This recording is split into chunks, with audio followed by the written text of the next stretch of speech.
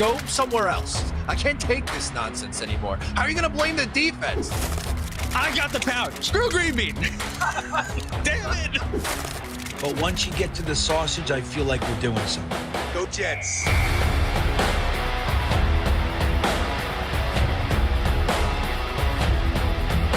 And that's the other part of it, is that people are insanely jealous of this show. This show gets the best of the best, and it does a different way, with positivity. He scores! Ow, my head! No, come on. What would you give up to see a Jets Super Bowl? All of my friends and family. Hit those milk thumbs, boys and girls. Freeze run. Hold on to your underwear, ladies, and stand by, bitches. It's now time for Talkin' Jets with your hosts, Matt, Ryan, and Green Bean. Welcome to Talkin' Jets. I did not reset my slides, and we cut off Green Bean for a second. My name's Ryan. I'll be your pilot tonight. I am joined alongside my co-pilots. I've got Mr. Green Bean to my this way. I got Mr. Matt O'Leary to my that way. Green Bean, how you doing tonight? Oh, dude, it's the best week of the year. I've been looking forward to this since the last game of last season. I've been looking forward to this week. So this is the last Talkin' Jets panel before we hang out. So I'm excited, dude. I really am. Matt, how you doing tonight? I'm doing great. The Jets beat the crap out of the New England Patriots on Thursday. We celebrated that for like 5 straight days. But now the page turns to week 4 against the Denver Broncos, and I get to see you lovely folks in just a few days. So everything's coming up green. Hell yeah. Boys and girls, if you are unaware, we are going to be playing the Broncos this week, and your boys at the Talkin' Jets panel heading down to the stadium. We got Tom C with us. We got Jeremy with us. Tigo will be there in spirit. And if you guys want to hang out with us, come over to lot E26. We'll be tailgating with Tailgate Joe. And we look forward to seeing you guys. It's going to be a lot of fun. We got like 100 people strong coming out. We are going to be oh so excited, doing some chants in the stands, and we're going to see an absolute beatdown of the Broncos this week. We're going on field. We're actually going on field at halftime. Very excited about this. We were talking to the Jets, and they're having us down there during the game, so we don't have to miss the tail end of the game and whatnot. We get to go down at halftime. So, guys, if you have not accepted your tickets, I did send them out last week, so make sure you accept your tickets. Put them in your phone's wallet so that way you don't have to worry about cell reception or Wi-Fi or anything like that, while you're at the stadium. The parking passes or the email for the parking passes should have gone out today from the Jets. I will resend that email to our entire list so that way you guys can get the tickets. But I think you have to accept the tickets prior to buying the parking pass. I might be wrong on that, but you'll see the instructions on the email there. So, Green Bean, you excited to eat some good food from Tailgate Joe in lot E26? Dude, it's the Oktoberfest themed tailgate. I will share with you guys. I am an Irish guy, Irish and Swedish, who was raised as an Italian. Had no idea I was Irish until I was 25 years old. And all that's great. I love Mexican food, but my secret love is German food, dude. I love German restaurants. We used to have one in Fort Lauderdale called Old Heidelberg, and we'd go there all the time. And I love, I guess for the tailgate, you're going to see things like latkes or, potato pancakes. You're going to see the kielbasa. You're going to see bratwurst, knockwurst, all that kind of stuff. And I couldn't be more excited for that end. I'm going to tell you, though, the on-field stuff. So for all you guys, this is how it's going to work out. That everybody that's coming, we thought we were going to go on at the end of the game, and they told us that we had to be by the gate, like outside by the gate, 5 minutes before the end of the game. So that would mean we had to leave our seats with probably a good, I guess, 10 minutes on the clock in the fourth quarter. So going down there at halftime, being on the field at halftime when everybody's still in the stadium, that seems cool to me. And everybody can look at us and see us, and they can envy us, and they can be resentful and jealous of us. And I really like inspiring feelings of jealousy, Ryan. That's my jam. So it's going to be cool, dude. Like while the event is going on, being on the field, taking pictures, running around, sliding, seeing how hard it is for a quarterback to slide on a bunch of rubber balls on turf, seeing how bad the turf is, see if we get up without any Achilles injuries ourselves. So I'm excited, man. It's just, we're going to meet. We'll talk about this, I'm sure, but like it's the whole weekend, and I can't wait to spend the whole weekend with you guys. And I honestly believe we're going to kick the shit out of them. I don't care what 𝐒𝐿𝐵𝐼𝐻's trap game did to the Bucks and Todd Bowles. I don't care. I think we're going to beat them like they deserve it. That's what I think is going to happen. It's going to be the first win in MetLife since 2015 for Green Bean, and I couldn't be more psyched to see it happen. I can't wait to get there. Matt, can you give us a little insight on where we're going to be on Saturday during the day? Green Bean alluded to a whole weekend of fun with us. So, Matt, let it rip. Yeah, so Pioneers. It's free to attend. You don't have to pay for anything. You just show up at this place, Pioneers. It's a short walk from Penn Station. I actually realized I've been there before. I went once before a Tyler Childers concert at MSG. So it was a good bar. They have like pinball machines and stuff, really cool vibe in there. And apparently they gave us a little space. So we're hanging out at 3 o'clock. So a little afternoon delight. Jake Asman's going to be there. Myself, Ryan Greenbean, Jets Chaos, right, and so many other Jet fans, I'm sure. So this is just a more of a casual thing. Unfortunately, no Cyclone this year. They shut that shit down. So instead, we pivot and say we're going to drink. We're going to put down some beverages in NYC. Damn That's right. I'm looking forward to it. Bean. Ryan, Matt and I have a system. Mhm. See, I only drink Diet Cokes, and Matt only drinks whiskey. So we're going to order a bunch of deconstructed Jack and Cokes. So there you go. What do you think? That's our plan. I think that's I a said, great I'll take plan. He's like, I have 14 Diet Cokes or Diet Pepsi, whatever it was. Diet Cokes, Like, yeah. I'll take the 14 shots of Jack that were supposed to go in those Diet Cokes. Not really. I don't think I want to do 14 Jack and Coke. Oh, not at 3 p.m. anyway. No, I No, mean, especially because I got to make my way to New Jersey at like the butt crack of dawn on Sunday. So Right. I pace ourselves. Parking here. lot opens at 8. Yeah. Oh shit, we're there. Oh, yeah. So the gonna be there Tailgate the Joe whole- stuff starts at 9, but the parking lot actually opens at 8. So I'm going to try and get there as early as I can just to do setup and whatnot. We got the table. We got to talk to Tailgate Joe. I think we've got a tent. If not, we got to bring a pop-up tent. But it should be a good time. And he's got cornhole. He's got so much stuff going on over at the Tailgate. So we're looking forward to seeing all you guys and girls out there.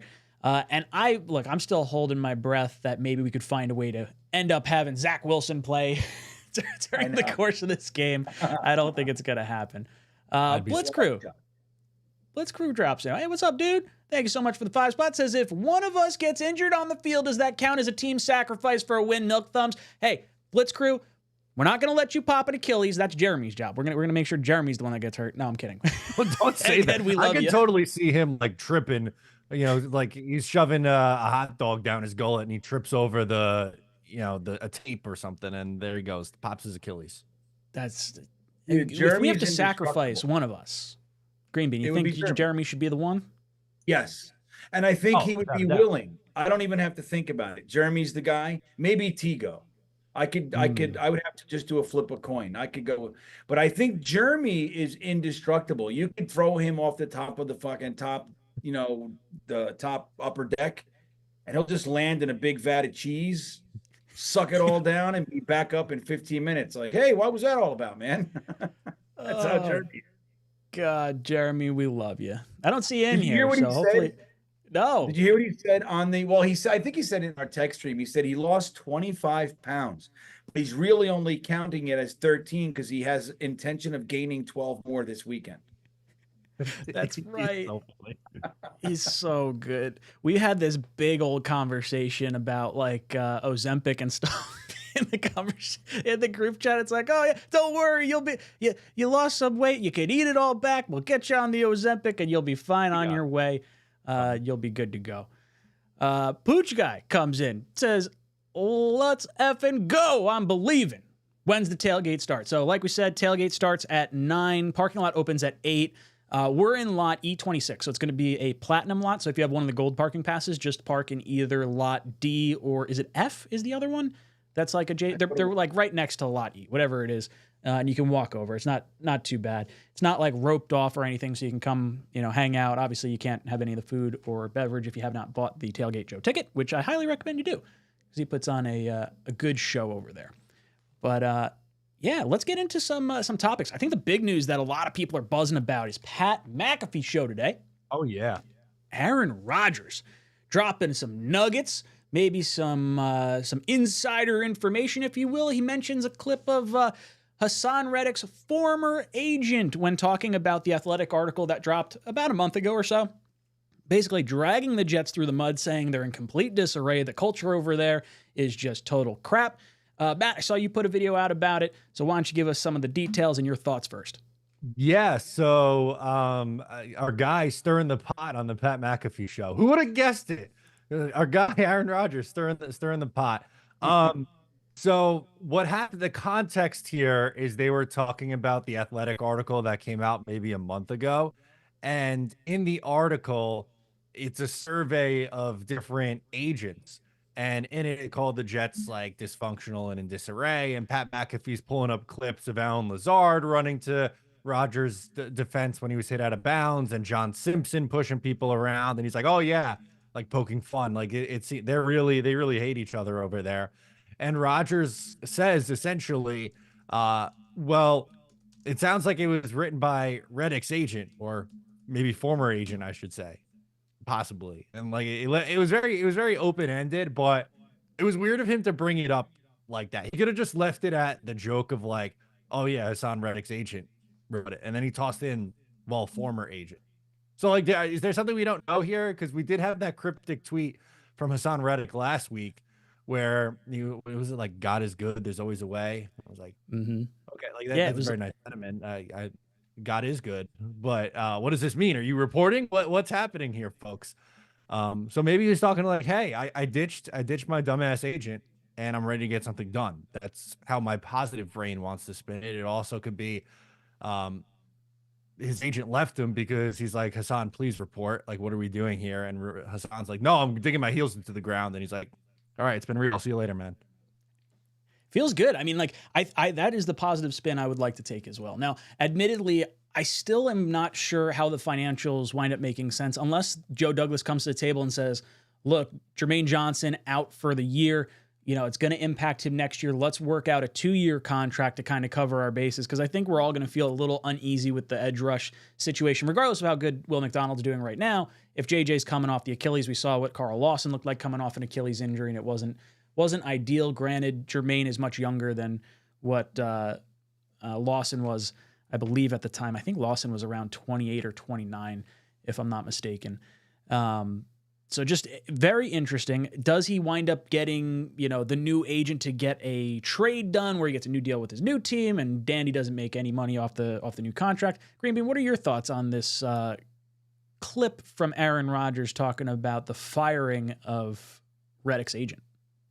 Well, so there's one more little line that I like that neatly puts a bow on it for me. And so when he said former agent, I guess possibly in a way to disparage our great organization, right? So number one, I want to point out, the earlier part of that interview, they were talking about the offensive line and how there's clearly a new vibe around the Jets, right? So Pat McAfee brought up 3 plays. One was, I forget what the one was, but one was the one when the guy picked up Brees and slammed him, and Jonathan Simpson like ran over before even, Brees even got up. What's that? I was saying he did the first clip was everyone touching their helmets and saying like, everyone's on the same page. It was, yeah. Right. Everybody's paying attention. Nobody's sleeping on the job and shit. Yeah. So, but then the other one, so when he picked Brees up and Jonathan Simpson were like ran, right over there and was in the guy's face. And the other one was when they tackled Aaron Rodgers. And I watched it numerous times. It's a late hit, dude. I mean, it started on the field, but he brought him to the ground. It was 90% of the tackle was on the sideline. That gets called most times. But anyway, Allen Lazard was like, in the guy's face. And And it was just one of those things where we've complained about that for years. You know, like, why isn't anybody defending Zach? Why doesn't anybody pick him up off the ground? He's got to like peel himself up. And you saw it all game. We were talking about it. Frankie and Jeremy and Dom and Gunny and I, we were talking about it. Like, if there was a breeze run for 5, an offensive lineman was there to pick him up. If there was a tight end that, you know, caught an 8-yard pass, the offensive lineman ran over and picked him up. Like, that's what you want to see. And it's an interesting thing. They pointed out Morgan Moses was a big part of that, as was Jonathan Simpson.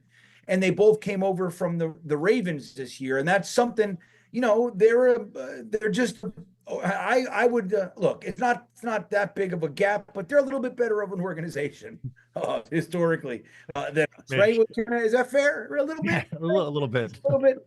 So it's just one of those things. So like, that's where it was going into when it kind of devolved into this Reddick thing. But like, that's the thing. Like, here's what's up. Like, we all know this. When it was Marcus May's agent, when Marcus May was holding out and all this stuff came out about Joe Douglas, he's impossible to work with, he's the worst GM. It seems like whenever we have a player holding out, there's this article about the top 10 worst GMs. Like, they just happen to wrap the article around this nugget of news they have from the disgruntled agent trying to move the needle for his client. And some Jets fans buy in, and it starts a little dialogue between us, and we argue and bitch. But I like that somebody finally said, everybody knows who this is. There's nobody that's unhappy here. There's no one unhappy. Everybody's brotherly love. We team unity. We're working our asses off. You know, like, we all believe in Salah. Salah's all motivated, blah, blah. Everybody's happy.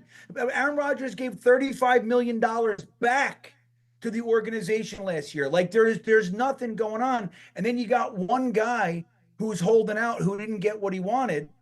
And this article, because so good on Aaron Rodgers. Like, so there's a part of me that's like, man, would you just shut up? Like, we don't need anything. At the same time, I think the larger part of me is like, good. Somebody with some voice, just voice it. Say it. Point it out. It sounds a lot like Haason Reddick's agent to me. You know, I don't know. Maybe not. But that's what it sounds like. And I like it. And not just any player calling it out, the head of our team, Aaron Rodgers, calling it out. He carries the cachet, the weight to be able to say something like that. If another player chimed in, it'd be, hey, you're a young gun, you shouldn't be saying things like that, or, you know, don't be chirping different things. It's like, no, Rodgers says it carries some weight, and the whole fan base felt it. It just, the pulse of the fan base at the time of that article was Haason Reddick's agent is dropping this stupid news, and of course he goes to The Athletic because they're known for throwing hit pieces out on the New York Jets. I was shocked it wasn't written by Rossini. I was, like, honestly, like, dumbfounded. I'll be honest. Right. Or what's his Florio? He loves Aaron Rodgers. That's his buddy. They're real pals. I love, like, this sort of is an extension of the lose my number line from Aaron Rodgers when he made the decision to come over to New York in the first place. It just feels really, really good to have a leader in the building. And look, we didn't even really touch on the whole, you know, Patriots side of things and how everything went with that game, because our last show was obviously last Tuesday. Game happens on Thursday. Dude, we looked dominant. But let's talk about from the minute we scored our first touchdown, it felt like there was a confidence in, like, we got this. We're not losing. Like, the defense looks good. From the first drive, they didn't even get points on that first drive, but they just moved the ball so well. I was like, oh, that's different. I'm not used to that. And the drive stalled because of penalties, which was frustrating, but defense gets a 3 and out. Then they march right down the field and get 7. I was like, all right, we're locked in. And I was watching the game with my buddy. You guys know him, producer Tyler, that rat bastard Patriots fan. And he goes, oh, it's going to be one of these nights. Like, he knew, he was demoralized instantaneously, which made me felt 10 times better. Totally. But yeah, he was like, he's not used to primetime blowouts. Usually we're on the wrong end of those. So I was showing him the ropes, man. Jets dominate that shit. Yeah, it was awesome. It was like Matt said, it was from the first play. Like, we saw, like, the Jets came out blitzing, which is, like, not what we do. So you saw all kinds of changing up. We were talking about it. Frankie was charting all the Jet stuff, and Dom was charting all the Patriot stuff, so we could kind of see what we were looking at like, during commercial breaks. And it was crazy, how many different alignments, how many, different defensive looks we were giving them. And it was very uncharacteristic. It was almost like, we used the Niners game and the Tennessee game. Of course, we want to win. It's not like we forfeited them, but it's like we used them to kind of get everybody up to snuff. And this was the first game that really meant something, for the Jets. And they want to win the division. They want to, make the Patriots, a team like the Patriots know, like, it's over for you. Like, we're better than you. We got to win the division to win the, to make any noise in the conference. And they started doing that. And it was really exciting. Like you said, Ryan, outside of a few moments where, like, when Zuerlein missed the field goal, it was like, shit, man, we're dominating right now and we're only up by 10 kind of a thing, The 2 timeouts after half pissed me off too, like where it was two timeouts within on the same drive. It's like, Joe, figure your stuff out. We're only up by the 11 points at that point. Like, this could still be a game that we might Jets this up right now. Right. It felt like that. That was the only scary piece. Other than that, it like you said, it just felt the whole game like they don't have anything for us. They'll make a couple plays. They might get in the end zone, but they don't have it. Like, we are the better team. It's clear. We're in control. The crowd's going nuts. And they didn't have anything for you. Could see at the end of the game, too, they wanted to go home. They wanted the clock to end. They wanted to leave. And we've seen that. So it was nice to see on the other end. So real quick, I want to throw up Hype's comment. He says, players are happy or as happy in Florham Park as I am here. I love it. I love it. He's tickled pink. Yeah. He's tickled pink. Hype, we love you. AZ Jets comes in, says, everyone criticizing Joe Douglas for drafting edge and O-line the past 2 years with our first round picks, and look how wrong they were. JD is the savior of this franchise. Extend him. Look, I definitely want to extend JD. I would say that I was unhappy with the Will McDonald pick. I still think without the knowledge of knowing Aaron Rodgers was going to get knocked out for the season, and without knowing that we were not going to extend Bryce Huff, I still would have made a different move. But sitting here with hindsight, that was a great move to make given everything that's happened, and he looks like he's coming into his own. And then 𝐒𝐿 Fashanu, I just thought they were going to go with the I thought they were going to go with the weapon. I did not think they were going to go with the tackle, and very, very happy they did, which I do want to bring up here, the two young guns. And 𝐿𝐿 Fashanu in his snaps. If you guys haven't looked at the All-22 video that was put out, take a look at it. I have it over on my channel. 𝐒𝐿 looks legit. Like, every snap from him just looks good. I think the only bad snap I saw, and I would call it like not a bad snap, I would just say like maybe like not as good as the other ones, like nitpicking, was there was like a spin of the defender, and then Rodgers kicked out to the right, and there was like the defender that 𝐒𝐿 was blocking started chasing him, but it wound up not doing anything. And Will McDonald, he's got 5 sacks through 3 weeks of the season. If you had told me that he would have 5 sacks, I'd be like, I don't give a crap about Bryce Huff. I don't give a crap about Haason Reddick. We are absolutely cooking right now. So Matt, what are your thoughts on the two young guns, Will McDonald and 𝐒𝐿 Fashanu? I love them, but can I add someone else to this too that I feel like we're just glossing over? Like, Joe Tippmann's like a top 5 center in the NFL right now. I thought you were going to go Lazard, dude. No. Lazard's got 3 touchdowns, but you're damn right. Tippmann looks good. Like, we could totally talk about Lazard, and like, I mean, no disrespect, by like, this graphic is awesome, and 𝐒𝐿's been great.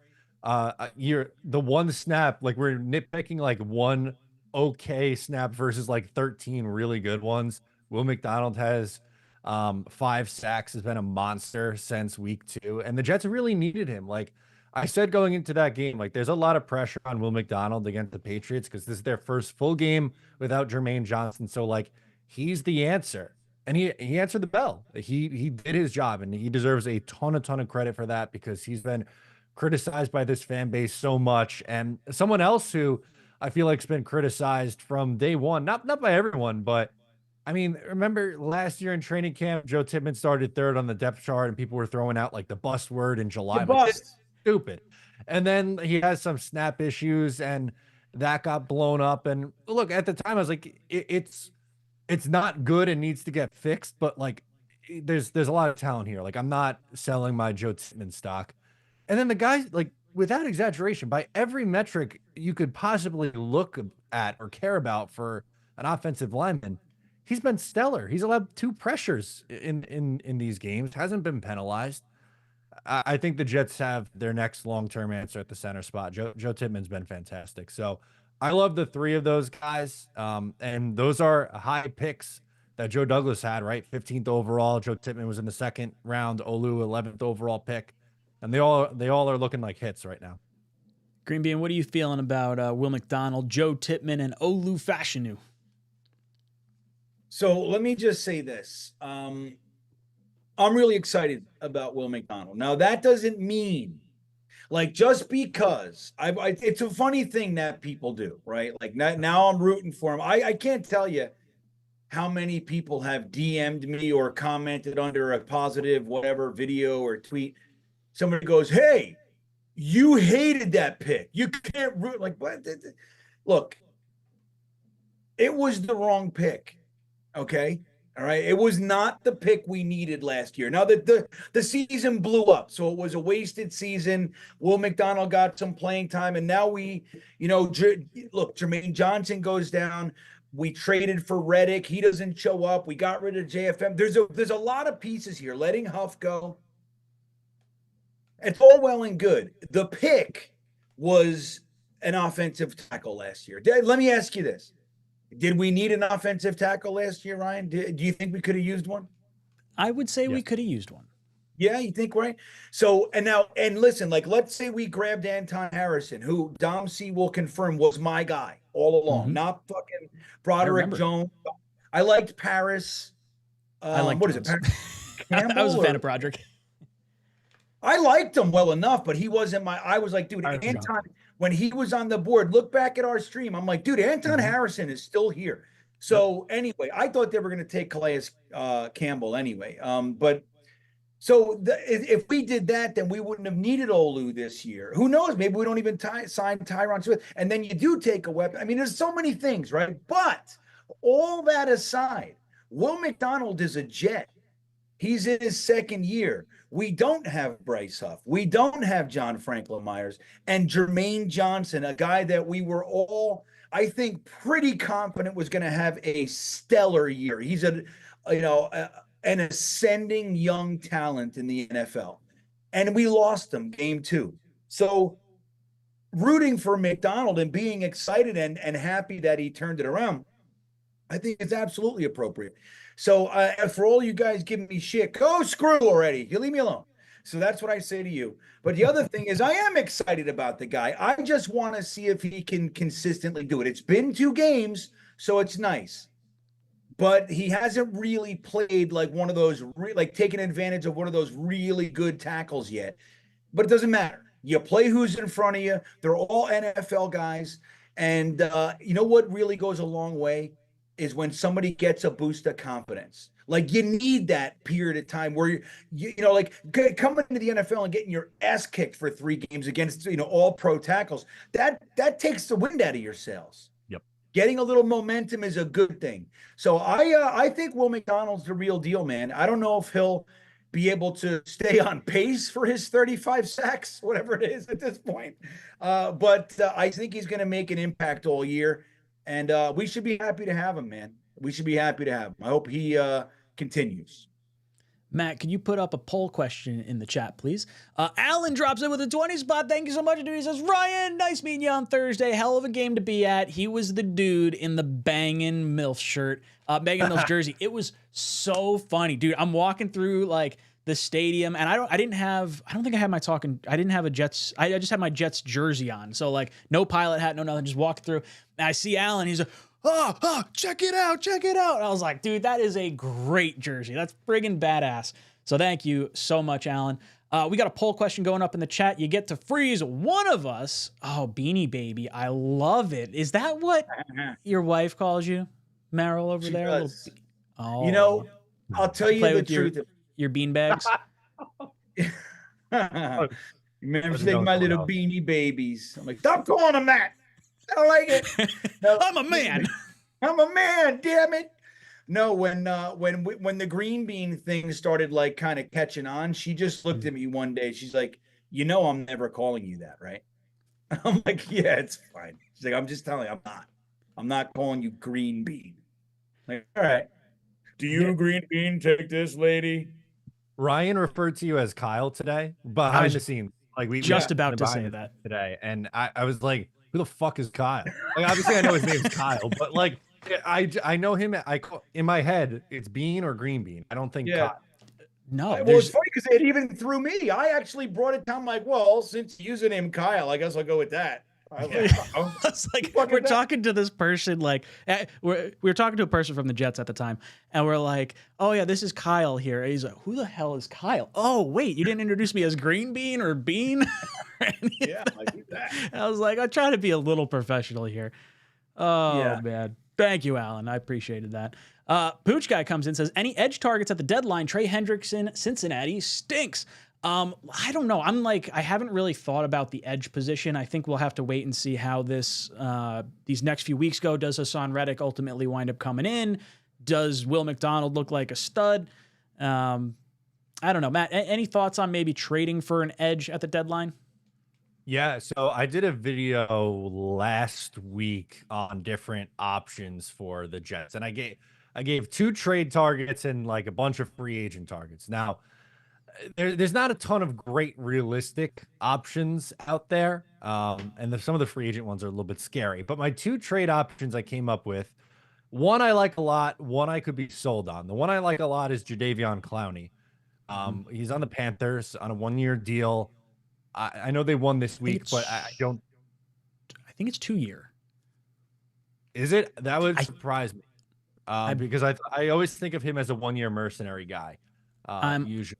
I feel like I just pull it up as a 2-year deal. Yeah, it is. Okay, well, I don't know. Even better if they want to get out of that and get like a 3rd round. So we would have him for under $1 million if we trade for him this year, and then his base salary for next year would be $8.5 million.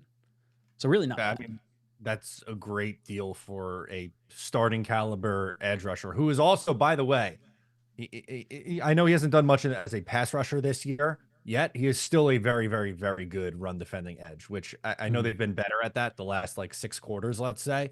But the Jets could use a good run defending edge rusher in here. So I would like that one a lot. The other name I was thinking was 𝐒𝐮𝐬𝐽 from the Giants. Yep. He's on the final year of his rookie deal, and he's behind both Brian Burns and obviously Kayvon Thibodeau. So he's not a regular there. I would be surprised if they re-sign him. He has some injury concern. So, like, again, I'm not saying this is a perfect fit or a perfect fix, but that's another name that I think is maybe semi-realistic that could be dealt that might make sense for the Jets. But I think the dream would be 𝐒𝐿𝐫𝐞𝐞. I think that's the best fit. Sneakers Boots comes in and says, "Great seeing you, Ryan. Unsung hero, Quinnen Williams. Dictating O-line blocking assignments, freeing up Will McDonald. What a sight it was to watch us punch a team in the mouth. Not just a team, punch that team in the mouth." Sneakers and Boots came over while we were tailgating with Tailgate Joe. It was like me, Tyson, Primetime Joe, and I like see Sneakers to Boots coming out of his car. We just like, we lock eyes, we point fingers. It was a whole thing. It was great. Good seeing you, Sneakers to Boots. And yeah, look, Quinnen eating up some blocks. Will McDonald, if you look at one of the plays, someone screen grabbed one of the all 22 of Will McDonald, and it was like 3. It was the tackle. I think it was the left tackle, the left guard, and the center were all on top, like blocking Will McDonald. It's like, this dude's drawing triple teams already. You can't stop the dude. So very cool to see with the defensive line and dictating those matchups. Hype comes in, says, JD said today's luxuries can be tomorrow's needs. Green Bean, what are your thoughts on that particular comment from Joe Douglas?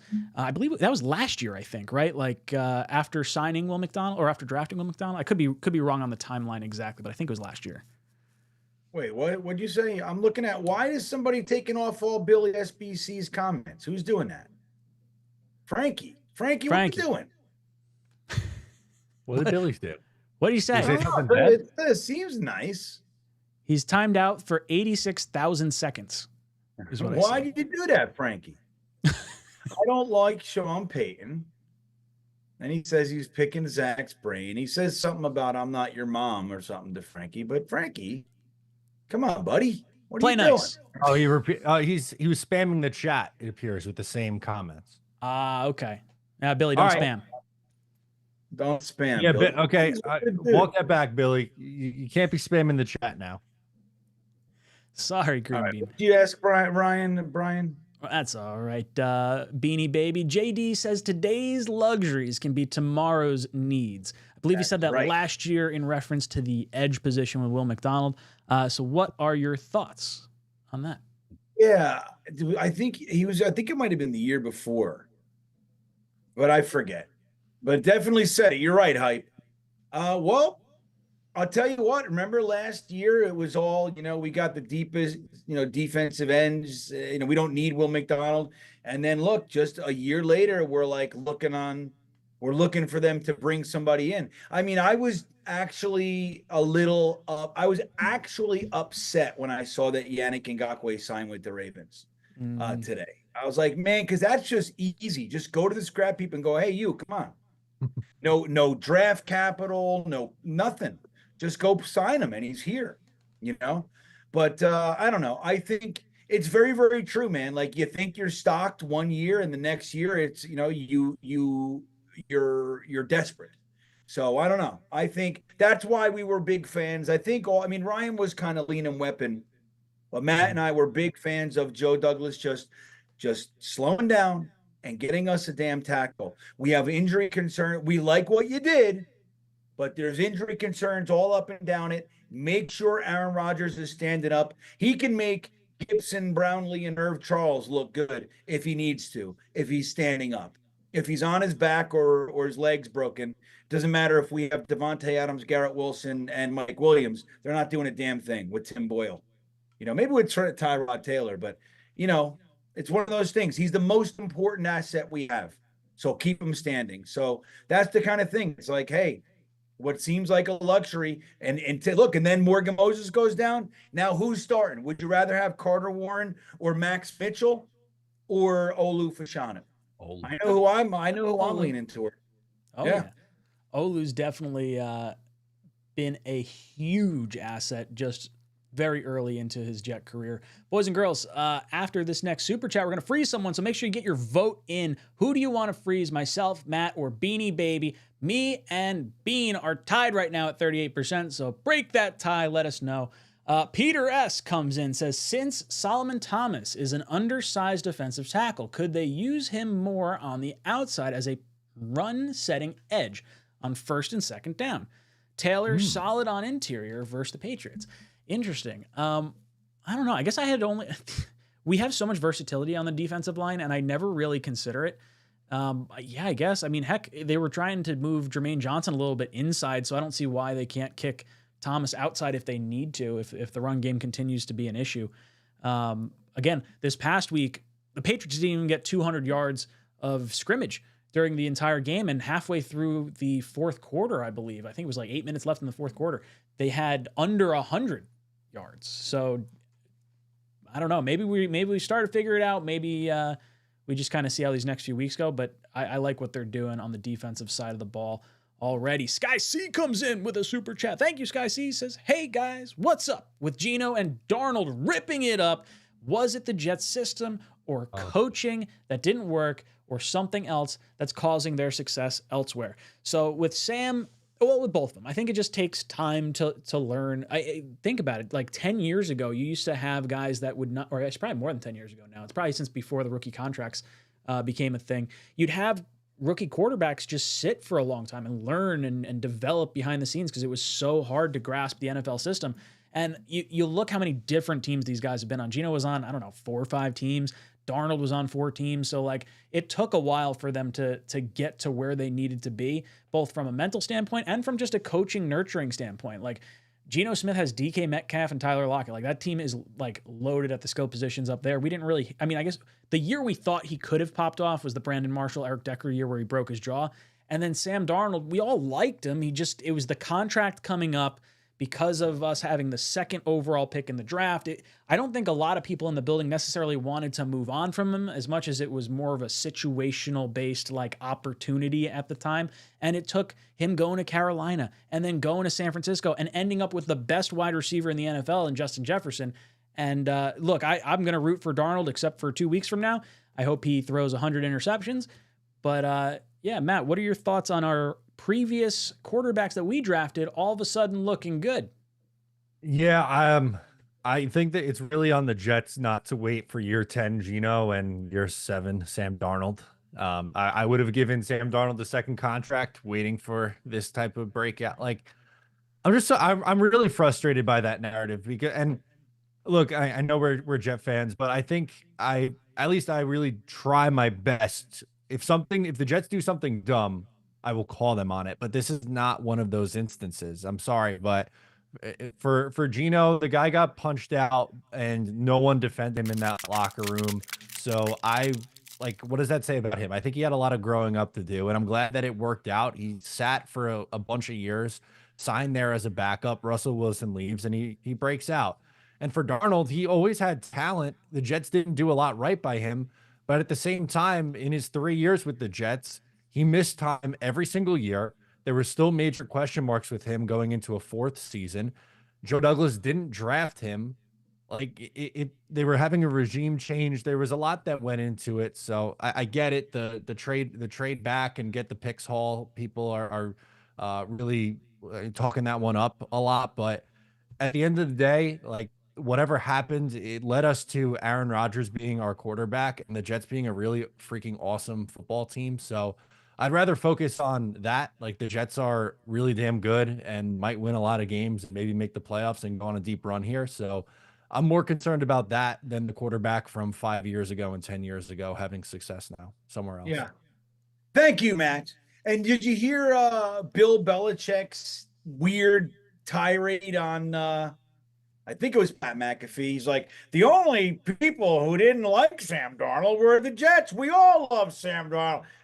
First of all, you love Sam Darnold because you would make him see ghosts. You wouldn't even blitz anybody, and we'd have happy feet behind the line. But did you hear that? He said, so the Jets didn't like him. He was with the Jets for 3 years. We didn't like him. He went down to Carolina, and they couldn't wait to get rid of him after 2 years. He fell off a cliff. By the way, don't forget, everybody, he was 3-0 that year too. And he fell off of a cliff. Now, I don't know if that'll happen now, but whatever. But then he says, you know who else liked him, Ryan, per Bill Belichick? Did you hear this? You know who else really liked him? I don't know. The Rams, when he played for the Rams. So when Darnold was on the Rams, per Bill Belichick, they loved him. They offered him a second contract, but he didn't want to stay behind Matt Stafford. Verbatim, Bill Belichick, first of all, fucko, he didn't play for the damn Rams ever, okay? He played for the Niners, had nothing to do with Matt Stafford. You're an asshole, and you're making shit up. They didn't not want him. And even the Vikings, yes, they liked him. Of course, McCown's there. They're buddies, of course. But they knew they were taking a quarterback with their top overall pick in the draft. They also knew he was going to start. Don't forget, Sam Darnold wasn't signed to be their starter. He was signed to be their backup. Like, so the scenario happens to be that he's starting. And he looks good. But like Matt said, you do realize he's been away from the Jets longer than he was with the Jets. Why is it about us? Why isn't it about Carolina getting rid of him? Why isn't it about the Niners getting rid of him?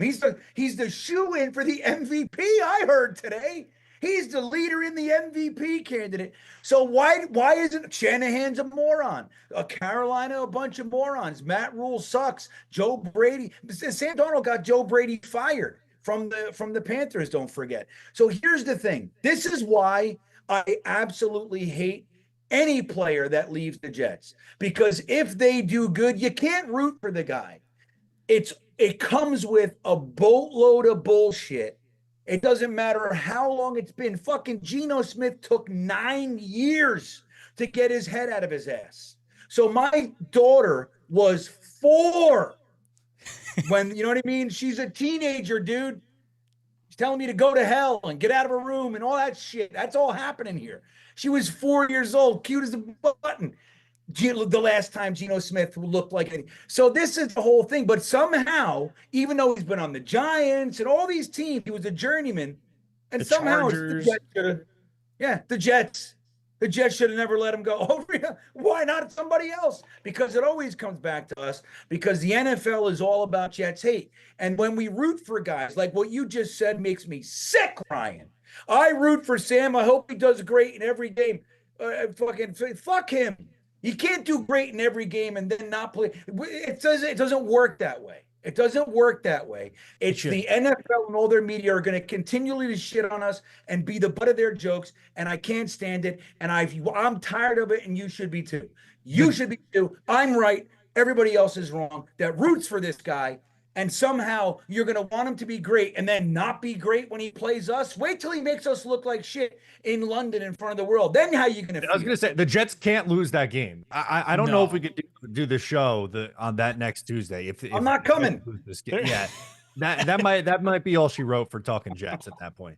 Dude, it would be absolutely brutal. The media is going to absolutely torch us if that happens, and that's not going to happen. We're not going to let it happen. Sam Darnold's going to come back down to earth. Greenby, we were talking about Bill Belichick there for a hot minute. I want to give you guys a chance. Guess the top 5 teams. You could actually bet on this, but guess the top 5 teams that Bill Belichick could wind up on next year. Matt, top 5. Top 5. I have them off the top of my head. Ready? Yeah, do it. Bang it. Giants, Cowboys, Eagles, Green Bean. Who'd you say? Jags. Nope. No, not the Jags. The Jets aren't. Actually, there's one low. Actually, no, Green Bean. You know what? You're right. So I'm gonna call it 6 because they put the odds in a very weird spot. They jacked it up. Oh, is that out of order?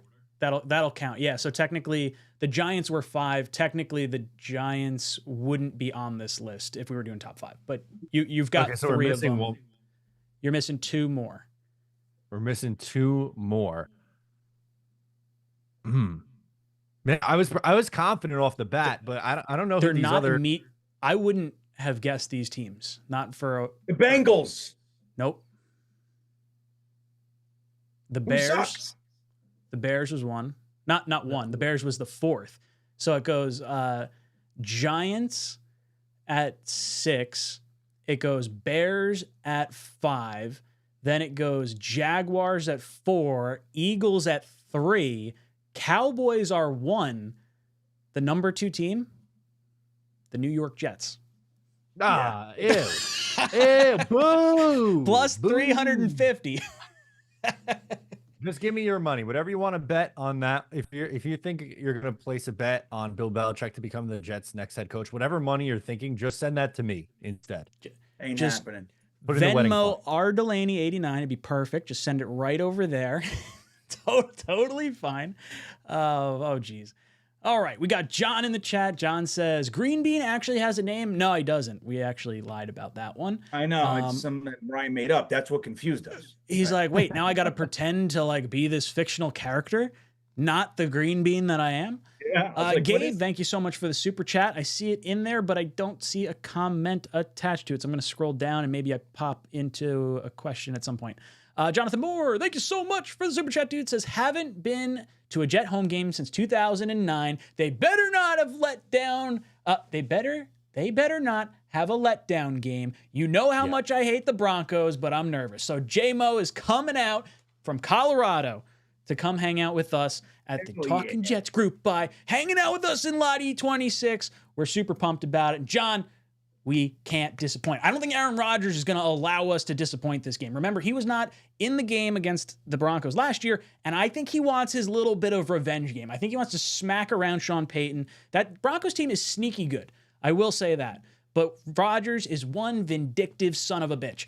And I think if there's ever a game for him to just like ever talk, oh, he didn't get 300 yards, whatever. No, Rodgers is going to go for like 400 yards in this game. I could see him absolutely popping off and just having an explosive game. Matt, what are your thoughts for the Broncos game here? You think it's a potential letdown game after a big Thursday night football win? Nope, because the Broncos got their win out of the way last week. If the Broncos were 0-3, then maybe. But I think that them winning pretty decisively, 26-7 over Tampa Bay, was a bit of a surprise.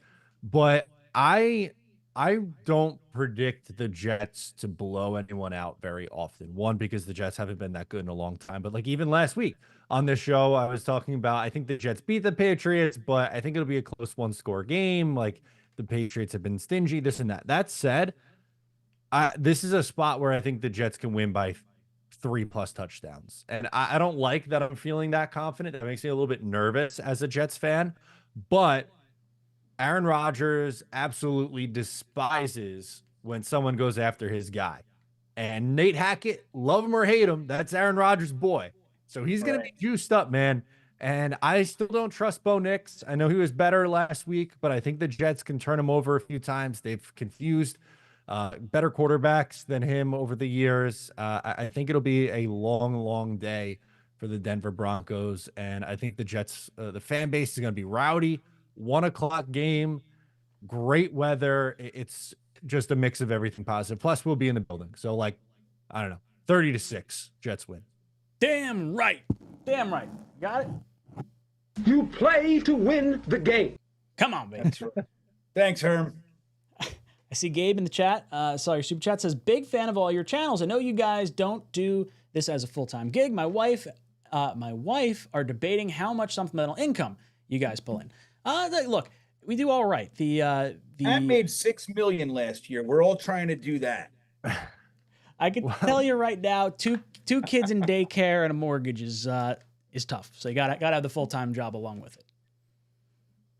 Well, this is pretty much my full-time gig, and I was able to get a house this year. So like I'm happy with where I am with it. I do some other stuff on the side too. So I guess it's not like technically all, but I feel like I'm doing all right.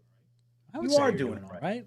Absolutely. I remember, Matt. You know, Matt, what year was that last year? I think it was that last year or 2 years ago that you walked up and you said, "Hey, I think you were working, you were right," and then you said, "I think I'm going to bet on myself." Was that in 2022? It was September of 2022 is when I left Odds Checker and started doing this full time. Yeah, it was right around now, right? Yeah. 2 years. Fuck yeah, dude. O'Leary. I don't make anything. Nothing at all. This is all art. It's great. Bearded drops in with his member super chat. Says, how excited and ready are we to see Rodgers' G5 connection finally click versus Denver? G5 100+ yards, 2 touchdowns, second touchdown he pulls on a bucket hat.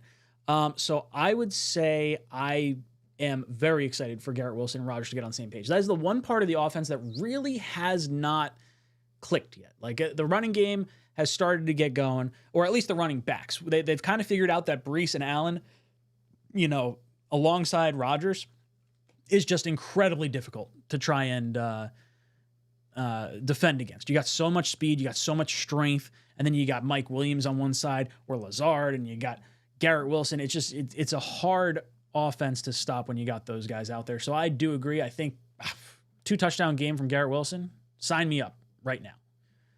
Boo City says, loved how we played versus the Pats. I loved watching our D play with a lead. Those blitzes and JJ hammers had me smiling all night. Oh, dude, the first time I saw them break out like the JJ hammer, it was like, they got it. That is a team, not a team in disarray. That's disarray. That's what disarray looks like, everybody. 100%.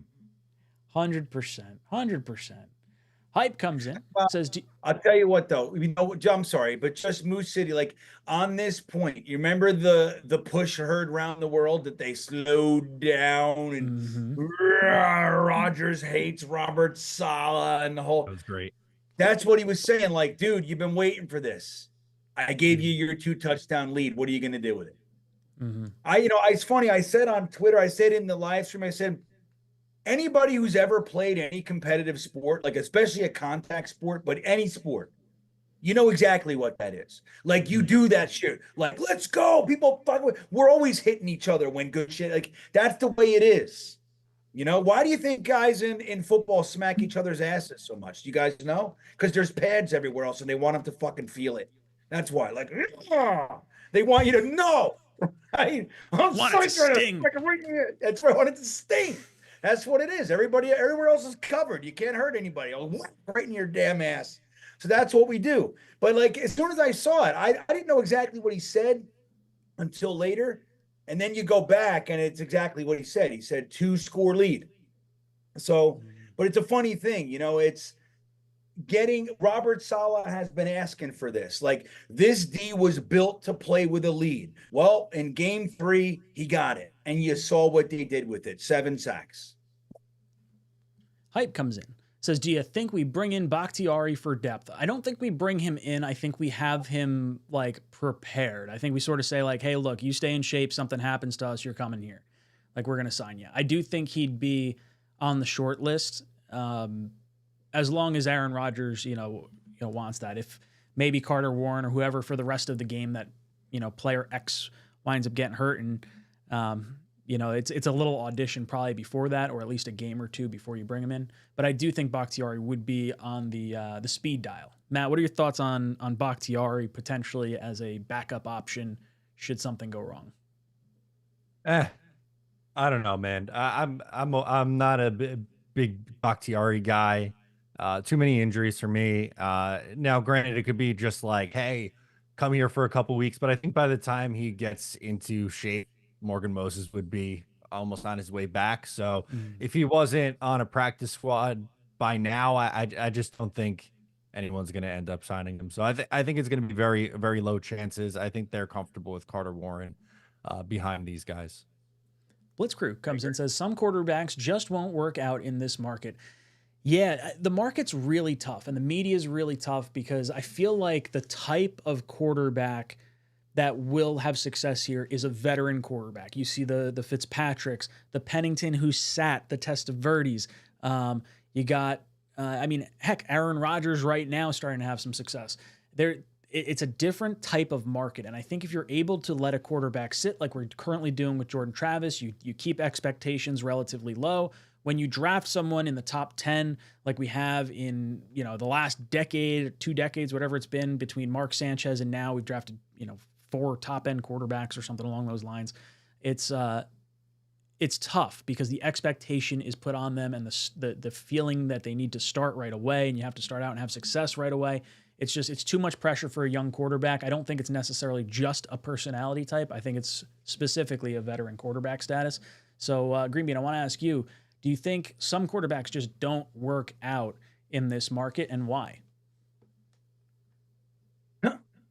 I can't Blitzkrieg. I don't think anybody works out in this market, really. Look, the last young guy that came in and started in this market was Eli, right? That he did good. He did it, but again, that's for the Giants too. Even though it's the New York market, the Giants, it's a softer landing over there. And I think Kurt Warner too, when he came in, it wasn't an immediate start for Eli. It was like 6 games, 7 games, 8 games in. Not that that's the duration that Pennington sat or anything. But yeah, right. The last one for Pennington was he had I think 2 years behind Vinny. You know, so or at least one in a nice chunk. Or whatever it was. But then you had Sanchez. He came right in. He looked good right away, but you saw, we were literally having color-coded wristbands, so we knew what to do. We had fucking Girardi come in and teach him how to slide. Good, embarrassing shit, man. I know Rex thinks it's cool. I was embarrassed. I'm like, really? There's nobody on this damn team that can teach him this? What is going on? So I don't know. I don't know how many. I think it's a bad market, but particularly the Jets, for a guy to come in without being here, like they're drafted, they're on a stage, and then 4 months later, they're in charge. They have all our hopes and dreams on their shoulders. It's heavy, dude, because we have no patience, and our media dude, they could say whatever they want about anything. They are brutal. They are brutal. They will find the one thing. Teammates are making fun of him because he can't tie his shoes right. He still doesn't know how to tie his shoes. He wears flats, or slip-ons. That's what they'll pick out anything and make it a story that's negative about you. And it's a sad, sad thing. So I think the way to do it here is, and this is the same thing with rookie head coaches. Like, you look over our coaches over the last 20 years, how many are, or even more, like I think we have like 4 or something like that experienced coaches, and all the rest are rookies. And then 2 years goes by, the guy's trying to figure it. Rookie GMs, guys who've never done this shit before. 1 or 2 years in, we're fucking flying banners over the stadium. Fire this guy. It's like, hire a new one. Who do you want? That other guy, he's never done it before, but I know he's gonna. It's like, here we go again. New quarterback. Look, we did it. Rex with Sanchez, right? We have Salah with Zaki Poo. It's like we had a rookie offensive coordinator. So I think it's a bad market for that dynamic. Like, I think I would really love it if Aaron Rodgers was maybe 5 years younger. I think that would really be good. I don't love getting somebody that is either a 1 or 2 year guy. You know, I would really love to know he's going to be here 3 years, even 2. I would love to get that guarantee, like 2 years. But it sucks. It's like we're going to be having to look at something, you know, to the fallback plan. And I don't know if I keep wanting to call him Tyler Boyd, but it's just not. I mean, or Jordan Travis. Yeah, Jordan Travis. But I don't know. He's going to be a long, slow roll. But you know, I don't know. I think the way to do it, if you're going to draft a rookie, you got to sit a year in New York, man, especially for the Jets. That's what's happening, Blitzkrieg. When you look at it, it's really quite clear. If you take a step back, you just look at how we do it, it doesn't work. And conversely, you look at the Packers and how they do it, and they're nice to their people. They're like everybody, the whole city's Green Bay Packers. They all love their Packers. They all own the team. They support you. They root. The media's nice. You know what I mean? Everything's great. And it's still, they still do it that way. They let the guy sit for 2 or 3 years, and then they put him on the field. That's what we need to do here. Before we get to the next super chat, I'm going to go over to Matt for a quick word. I'll be right back. Guys, it's that time of year. Winning season is back. Football is back, and my bookie's here to make sure you're ready to cash in on the action. This season, MyBookie is pulling out all the stops with incredible promotions like weekly risk-free boosts on Thursdays, where you can bet without a sweat. If your bet hits, you win big. If it doesn't, well, forget it. MyBookie will refund your wager. But that's just the beginning. MyBookie is giving away hundreds of thousands in prizes with their Super, Survivor, and Squares contests. Get your entries in now for your shot at huge cash rewards. When you're ready to get started, use our code TalkinJets to claim a bonus that doubles your money on your very first deposit. You heard that right. Double your money with code TalkinJets before you even place a bet. And now loyalty pays off. With MyBookie Plus, the more you play, the more you win. It's simple. Climb through the tiers of loyalty reward programs to unlock even more epic promotions, exclusive giveaways, and bigger rewards. MyBookie Plus is the lock of the century. Bet on anything, anywhere, anytime, and make your season a winning season with MyBookie. All right. Green Bean hitting a little beans room. Pluto comes in with a super chat. Thanks so much. He says, brought this up last stream, but how do you guys feel about trading for Amari Cooper? We need another receiver to put us over the top. So I definitely am optimistic right now with where our wide receiver room is. I think Mike Williams will continue to get better as he sort of trusts his legs a little bit more underneath him. Lazard has looked better. We haven't even seen the clicking with Garrett Wilson yet. And then you've got Conklin coming alive last game, which was absolutely awesome to see. I think that's what you will tend to see out of him more consistently. That 60 to 80 yard game, damn near broke 100 last game. So as far as trading for Amari Cooper, they just can't trade Amari Cooper. His contract is not good, and the Browns are in a horrible situation. I think we looked it up. Was it 100 and I got to look up Watson's contract real quick. So first I'll look up the Watson Cooper. Contract. So I would Amari love Cooper on the Jets, but I don't know contract wise if it's going to work as you're saying. But go ahead. Sorry. Yeah. So the issue with his contract is, I mean, he's up at the end of this year, so they're gonna have a bad dead cap hit next year regardless. But they would lose $22 million this year if they trade him, because he's got like $30 million-ish worth of bonus that's stretched out over the course of 4 additional void years. So it would absolutely cripple their cap in a year that they need to restructure Deshaun Watson, because Deshaun Watson's contract next year is going to be $73 million against the cap. And then the year after that, $73 million against the cap. And then the year after that, when he's not even on the team, is $26.8 million against the salary cap. So his $46 million base salary in 2025, they're going to restructure that. They'll make it like a $2 million base salary or 1.2 or whatever the base salary is at that point, and they'll save $40 million. But the issue with the Browns is they don't have a lot of salary cap space. It's not a whole lot. I mean, I guess if they roll over the 45 they have now, they are going to like have void contracts hit them. They're going to be in a world of hurt. It's not going to be a good situation if you are a Amari Cooper fan. But I do want Davante Adams. I will keep saying that. And we heard a little bit from Antonio Pierce about how there's some players that made some business decisions, not necessarily accusing Davante Adams about it, but fans sort of watched a video of Davante sitting on the sideline at halftime or going into halftime where they're like, they're down by 14 points. And Davante's just sitting there looking off into the distance with like this glaze over his look. The post-game presser wasn't like great either. Plus his comments from last year's Netflix show were also like, hey, get me off this team. I've never been hit this effing hard. Matt, your thoughts on Amari Cooper and Davante Adams and all that stuff? You think either one of them could potentially be a New York Jet? I think the most likely one is Davante Adams. I would love Amari Cooper if that's one that, like, I don't know, the salary cap's weird sometimes. Like if they could get something done, I'm not opposed to bringing in Amari Cooper. I think that's a great fallback option. But Davante Adams honestly just makes so much sense. Because I know that they had that big win in week 2 over the Ravens. I just don't think that they're going to end up being a very good team this year, unfortunately.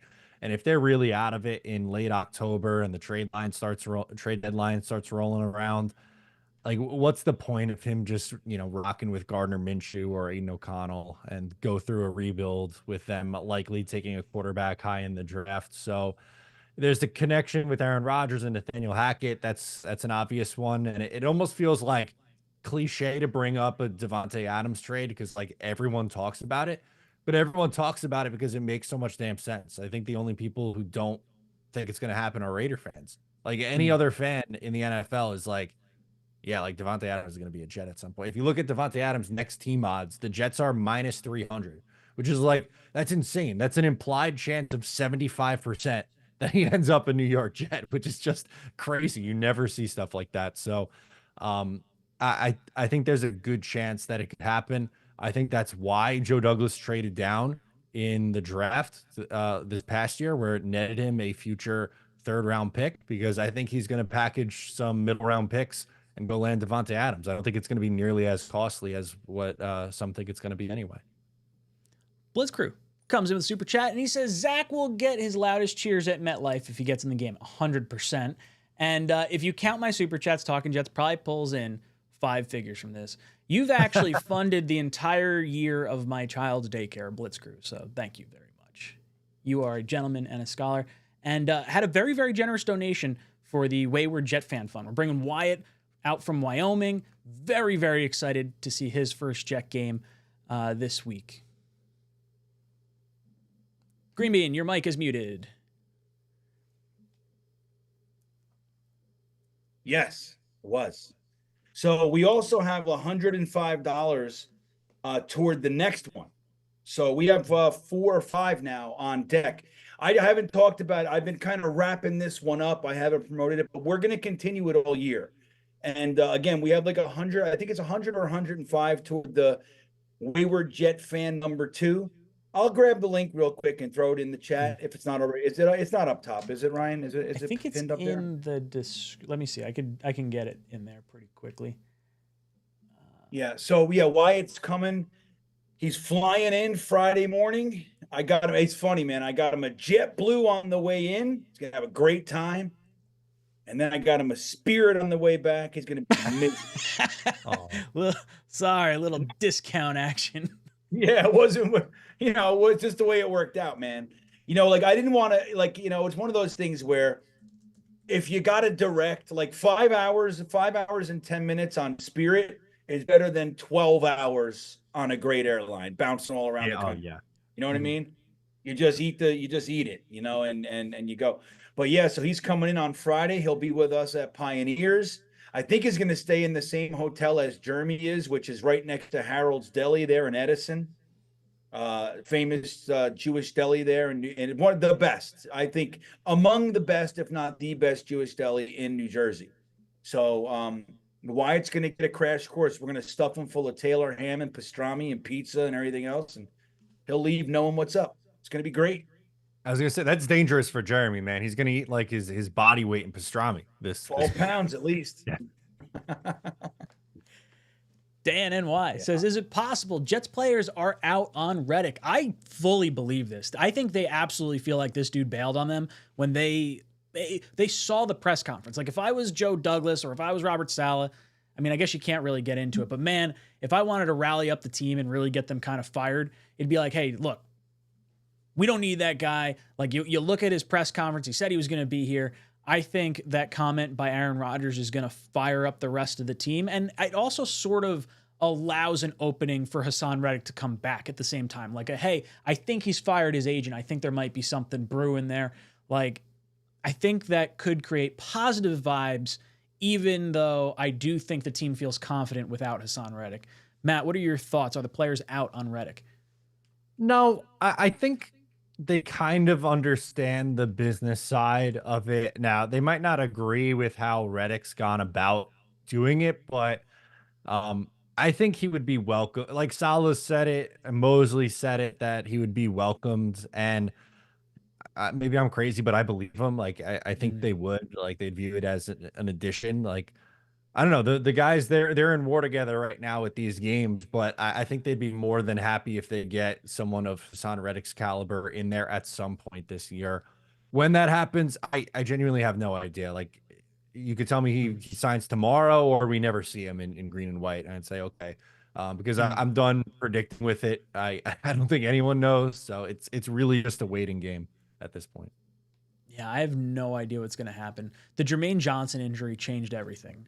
Before the Jermaine Johnson injury, I would say if he gets past game 3, I'm not so sure it gets done because of the finances of everything. But now with Jermaine's injury, I think I could see the like 2-year contract where they're just sort of hedging their bets a little bit on the rebound. Greg comes in with a super chat. Thank you so much. Greg says, hope all you guys are going to the group. Let's try this again. Hope all you guys going to the group by have an absolutely amazing time. Maybe the stars will align and the D can feast on Zach a little bit. You'd have to get through both Knicks and what's his face, the backup quarterback, before you get to Zach. But man, I would absolutely love that. There were rumors this past week after seeing Tim Boyle get put in the game for Miami. They're just falling apart over there, and I love every second of it. I hate that damn franchise. But man, do you think you could see Zach Wilson or another quarterback get traded to Miami? Like, I don't think it's out of the realm of possibility that like Sammy Boy ends up there next year. Like, they're like, depending on how Tua comes back and if they can get out of that contract, like if he just decides to retire at the end of the year or something like that, it's going to get interesting. Matt, you think anything happens with, Zach? Or actually, no, let's go to Green Bean first, then we'll get Matt. Yeah, well, I don't even think he wasn't active. He hasn't been active, right? No. So, but you can activate a third quarterback on game day, can't you? Yeah, but he hasn't been.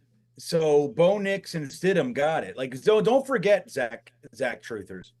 I know we're looking. Not that you are, Greg. I'm just saying in general. He's supposed to be the greatest thing ever. He's going to go somewhere and make everybody pay. He's QB3 behind Jared Stidham. So, I mean, who knows what next year, but just all we have is right now, and that's the way it is. So, sadly, I was really hoping. I wanted to get the chant going, and I think we still should, by the way. Play Zach Wilson. We absolutely should. Play Zach Wilson. And just see you'll get the whole crowd doing it. That'd be so good. I wonder if he's smart enough to realize that we're saying that because we want to feast on his fucking soul. Oh, 100%. We love him. That would be all over Barstool. If we start doing that and the whole stadium starts chanting "Play Zach Wilson," it's going to be all over the place. We got to start it. We're going to do a 100%. couple fun things. I fully plan to run up and down the stairs all the time, every time we score, and fall down and break my skull. That's my plan. We only need to break Jeremy's legs to get the win, Green Bean. We don't have to sacrifice you yet. You're our right. Super Bowl. We're saving you for the big game. Right. Long game. Bean. All right. I forget sometimes. Matt, what are your thoughts on Zach Wilson and potentially even steer it the Miami direction too of them trading for a quarterback? I think they should. It'd be hilarious if Zach Wilson was quarterbacking the Dolphins twice this year. That would make me very happy. I would smile from ear to ear. Sodak says Rodgers and McAfee said that he watched Neighbors and Thomas tape and was involved in the draft process. What do you make of that? I think the Jets absolutely wanted Malik Neighbors. I think they wanted any of the top three, but I think Neighbors was the guy that they wanted. Odunze, after the Giants were saying like, no, we're not trading that pick. I think they were hoping Odunze would fall to them and the Bears would decide to go with either a tackle or a different route at number 9. But I 100% think weapon was the move until all three weapons came off the board, and then they made the pivot instead of going to the tight end and Bowers to the offensive lineman as it being the bigger need to help Rodgers, because I think Rodgers likes Conklin. I think they're excited about Ruckert, and adding Bowers while adding a great player wouldn't have necessarily been like that next. Wouldn't have been as big of an increase as maybe not having Olu for this particular time at tackle. Greenby, what do you make of the Neighbors and Thomas tape if, Rodgers was paying attention to all that? Brian Thomas, that is, and Malik Neighbors. Well, I don't know anything about all that. I'm trying to figure it out. I will say I do think that's the guy. When we were talking about trading up, it was Malik Neighbors. And I think rightfully so, dude. The guy's a stud. And we all knew that. I mean, there was even discussions like, look, Marvin Harrison's the top wide receiver in the class, and deservedly. But sneaky, Neighbors might end up having the better career. Like he might be the guy. And it's similar to like, you see it all the time when, I forget the year that we took, it might've been 2012 when we drafted the Louisville Slugger, instead instead of Odell or Mike Evans the Bills traded up for Watkins, traded right over Beckham and Mike Evans and all that shit. And so, I mean, it's, there's a top guy every year. You saw Jerry Jeudy as the top guy, even though the Raiders took Ruggs before him. But Justin Jefferson was like the 4th or 5th wide receiver taken in that class. I think he was 4th. I might be wrong, but he was 5th. Yeah, behind even Rager guy. Oh, that's right. Yeah, I forgot he was a first-round crazy. Pick. Mm-hmm. That one felt weird though. Because I don't think a lot of people had Jefferson going to. Was he? He was 27. Was that the pick he was taken at, or was it? It was whatever the one right after the Eagles was. Mm-hmm. Okay. Yeah, I feel like it was late. I thought it was late 20s. That was that's crazy. I mean, that was a crazy class too, because a lot of people like Jeudy as the one. I was big on Lamb for that one. I did like Jefferson. He probably would have been my number 3 receiver that year. I didn't like Ruggs. I didn't not because I thought he would do what he did, but crazy class. Matt, what are your thoughts on the Neighbors Thomas stuff? Yeah, Justin Jefferson was 22nd, and Jalen Reagor was 21st overall. Okay, so early 20s. But like you look, so teams saw Ruggs, they saw Jeudy, they saw Lamb, they saw Reagor, all above Justin Jefferson. And so seeing Malik Neighbors, he didn't last that long, of course, but it's one of those things where, and I think Harrison's a stud too, but it's one of those things, man. Like you look at those guys, and I think Odunze wrapped up like that obvious. I mean, he's in a different scenario, but those 3 guys, I think, especially the top 2, were as close to locks as you could get as wide receivers, and you're seeing it, Yeah, I definitely think Neighbors and Thomas is. I don't even know what that is. So Thomas is Brian Thomas Jr. from LSU. I liked Brian Thomas Jr., but Brian Thomas. I thought you were saying. I think that's what he's saying. Honestly, I thought you were talking about fucking Will McDonald because you said Brian Thomas. I thought I don't know. That's why I was like confused. I'm like, I don't know what happened. Anyway, sorry. I think I'm almost positive Blewett had Neighbors as number one. There were a few people in the chat that had that too. I think with Marvin Harrison, you had like the name recognition and the size profile that everyone liked. But Neighbors was like wow, this guy's like route runny special. Like he kind of looks like Odell when he plays. Matt, what are your thoughts on Neighbors and Thomas, kind of being in the Jets targets maybe? Well, I think they were in on, like, they had the quarterback Aaron Rodgers watch tape on all these guys. Like, I'm not really all that surprised. He also watched Malachi Corley. Like, he was going to be very involved in the process. And I think it's obvious that they wanted or were interested maybe in a weapon, because if you watched Hard Knocks, Joe Douglas called Joe Shane when the Giants were on the board at pick 6. And Malik Neighbors was obviously still on the board at that time. And now, granted, the Giants stayed put and drafted him, and he looks awesome so far. But it doesn't shock me one bit that Joe Douglas is interested in those guys, because he likes his weapons too. We talk a lot about the offensive line with Joe Douglas as a former offensive line guy, but he likes his weapons. So Rodgers watching tape on Neighbors and Thomas, two people who went in the first round and two guys who look pretty good so far, not all that surprised by it.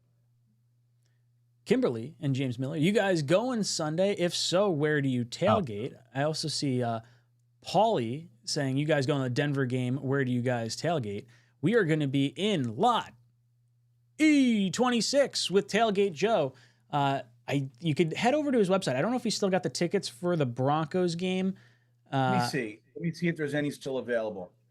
Yeah, it's an amazing. I mean, if you go anywhere near it, you're going to know exactly where we are. In the same way that you will if you walk anywhere within 100, 200 feet of 200 yards of Gotham City.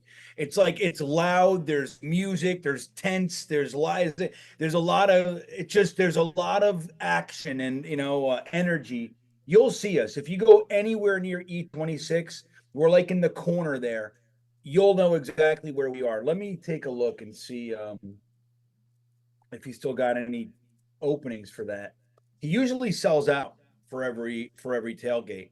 Mm-hmm. Let's see what we got here, Ryan. Our parties. All right, let's see.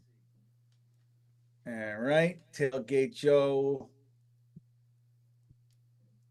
Indianapolis Colts. What's he doing?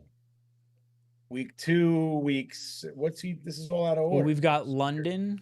Oh, there it is. Right. Then we got the Buffalo game. Oktoberfest, 9 to 1. So let me see if he's got any left. Yeah, there's still. It looks like there's still tickets left. Nice.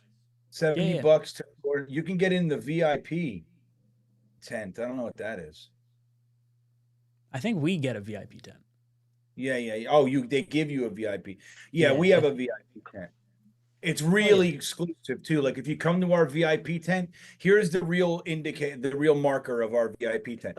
There's like they do this like big cooler filled with ice and Yingling beer, and then there's usually like one Coke Zero in there way at the bottom, and it's fucking mine, and somebody took Someone will take it, yeah.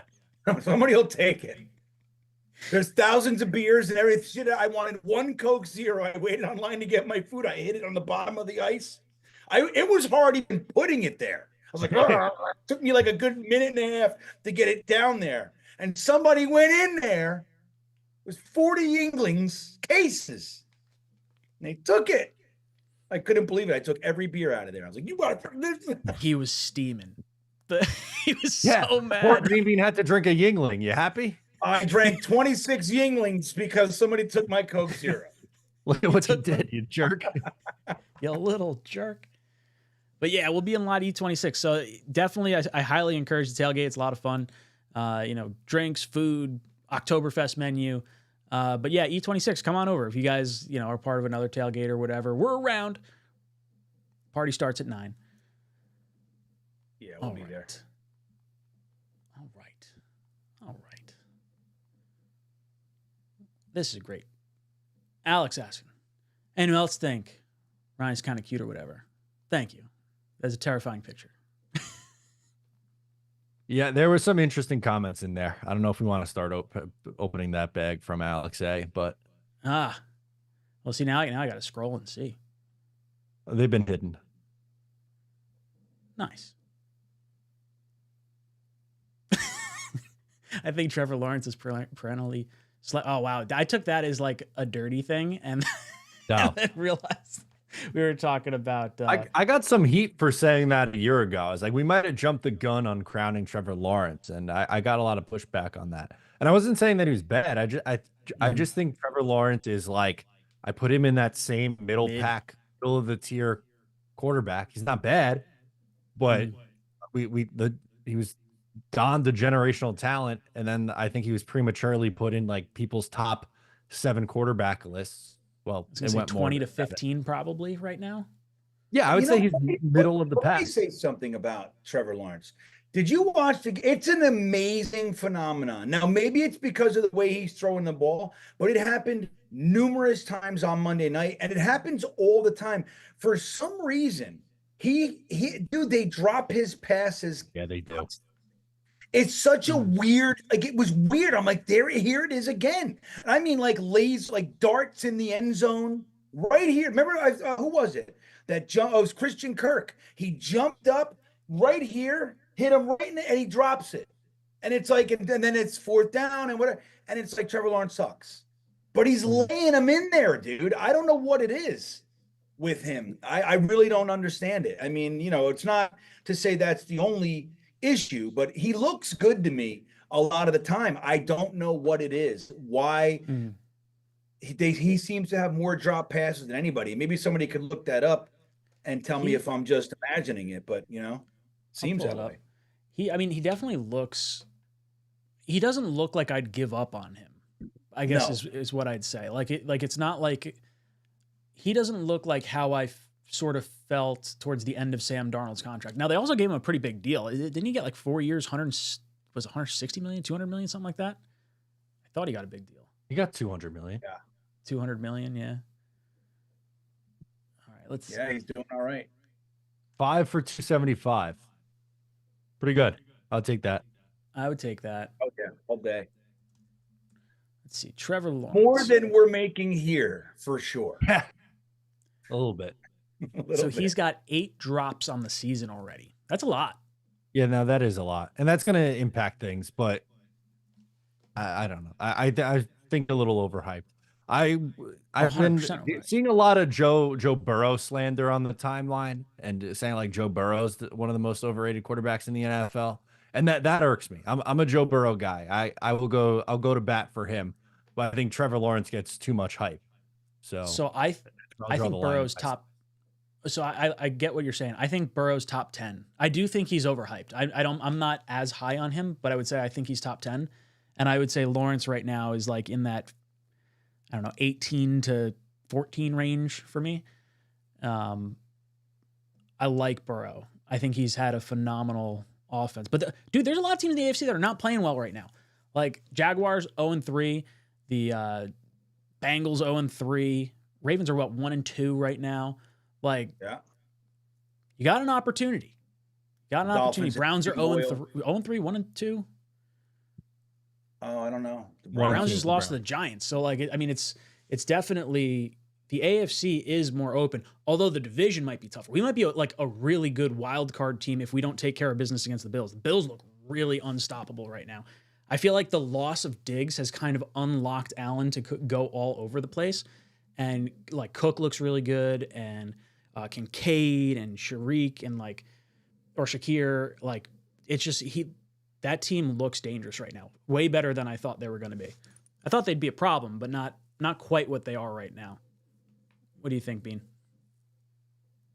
I think fuck Josh Allen, fuck the Bills. I think that everybody took him a little lightly, and they're taking advantage of it. We split with them with Zach Wilson. That's all I got to say. They that all said, jokes and everything. They look crazy good. They look much better than I thought they were going to be, man. I'll tell you that. From week 1, but the last 2 weeks, what is it, like 80 points or 70 points they scored? The last 2 weeks? 43 last night or 40? 47. 47. It was 33 at half. Crazy. Yeah, it's pretty nuts. I mean, all jokes aside, I still think that we're going to match up well with them. But Josh Allen, like when he's on, dude, he's big, strong, fearless. crazy arm. You know, I mean, when he's on, he's borderline unstoppable. The thing is that he's not on all season. He has these weird Hero lapses, moments. but maybe I do think what you said, Ryan, has some credence. I think getting like a greedy diva out of the building is a good idea. You know, like it's clearly having an impact. I don't know, man. I think like that when you look at the teams that have that like one wide receiver, a lot of times, as great as they are, they don't do much. You know, like the one that pops into my head is Megatron. Not that he was a punk, because he wasn't, but he was as good as any receiver I've ever seen, like as dominant as any receiver I've ever seen. And they never did anything. They would get to the playoffs every couple of years, but with in Detroit. But it's like you need a team, you know? And so when these diva guys come out, if it's OBJ, it's like, yeah, they're good, but they don't do anything, you know, a lot of the time. So I don't know. I think getting Diggs out of there, bringing in some new blood, getting Gabe Davis, I thought it was a major detriment, but it's like maybe they're all tainted, you know, by that kind of atmosphere. Just like, I got to get all these assholes out of here. They're killing my quarterback, that kind of thing. Who knows? Matt, what are your thoughts on Josh Allen, the Bills, and the rest of the AFC? Yeah, it pains me, but the Bills look really good. I also got pushed back on that, saying that last night. It's like the Bills, they're not that good. It's just because the Jaguars are so bad. Like, well, I don't know. We were all excited when the Jets beat up on the Patriots, and rightfully so, and no one expects them to be good. But yeah, I don't know. They put up 30 points every week. The defense, they lost a lot of players, but they're still playing really well. And Josh Allen looks like the front runner for the MVP right now. That could all change. Oh, Sam Darnold. Fair. I'm sorry, I forgot about Sammy Dude, boy. Forget about Sam.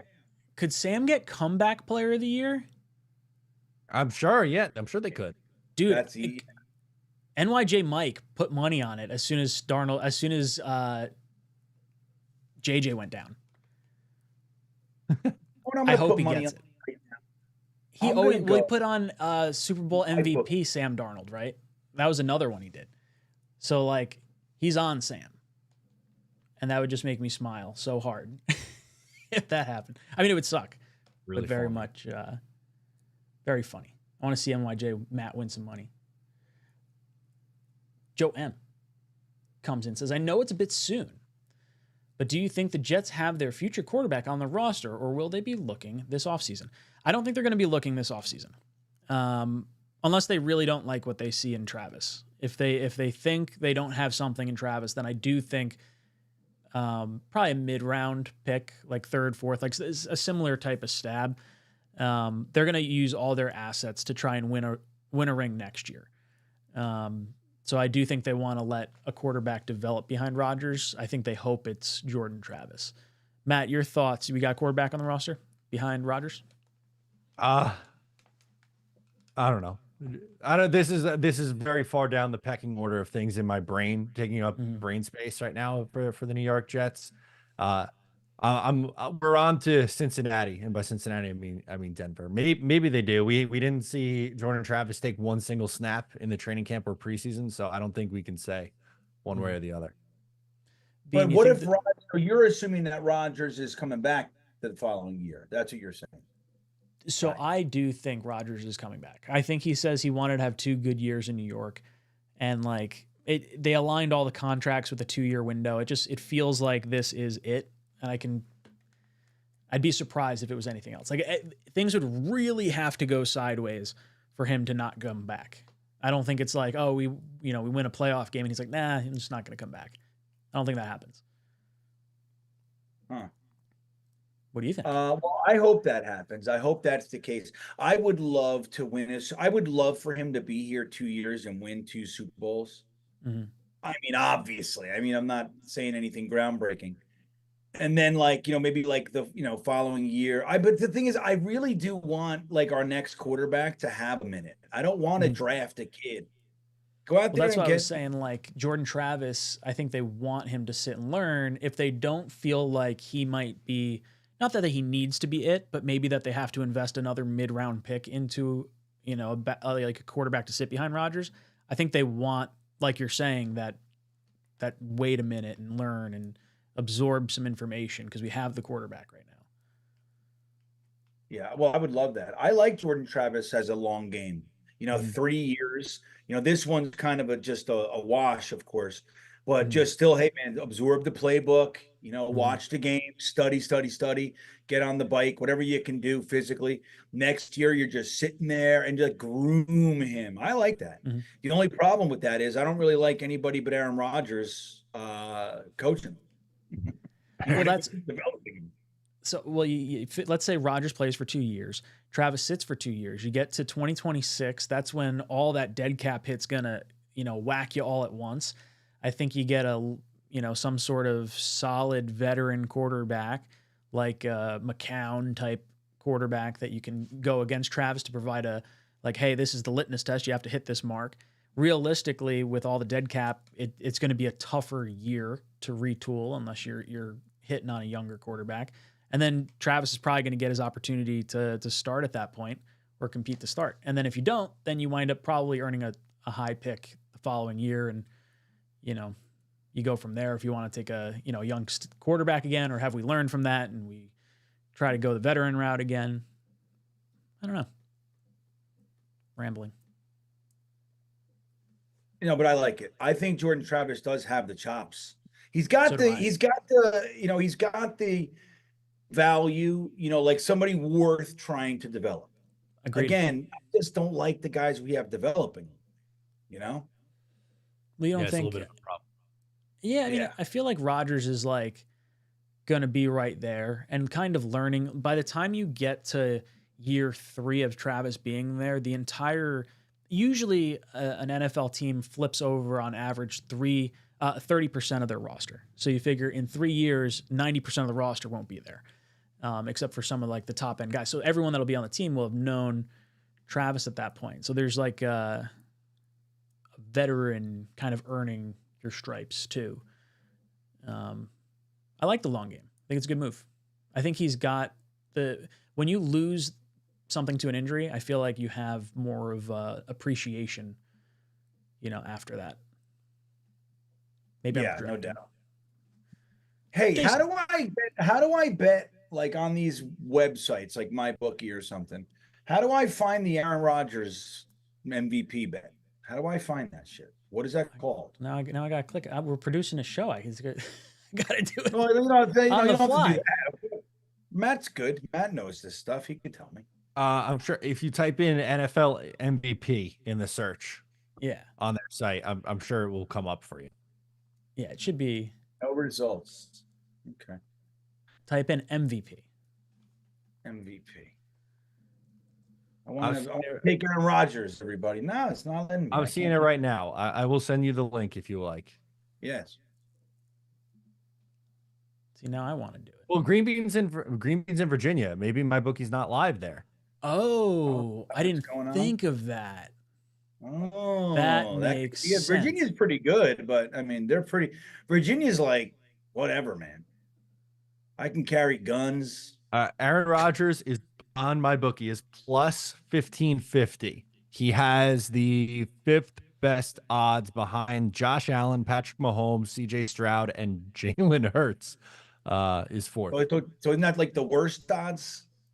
If you picked Gardner Minshew, you get much better odds, right? Well, it's longer odds in terms. Yeah. So the best most likely to happen by implied chance. Josh Allen at plus 204. If you want to do a little odds calculator, they are saying that. Please hold. Not a math guy. Never claimed to be.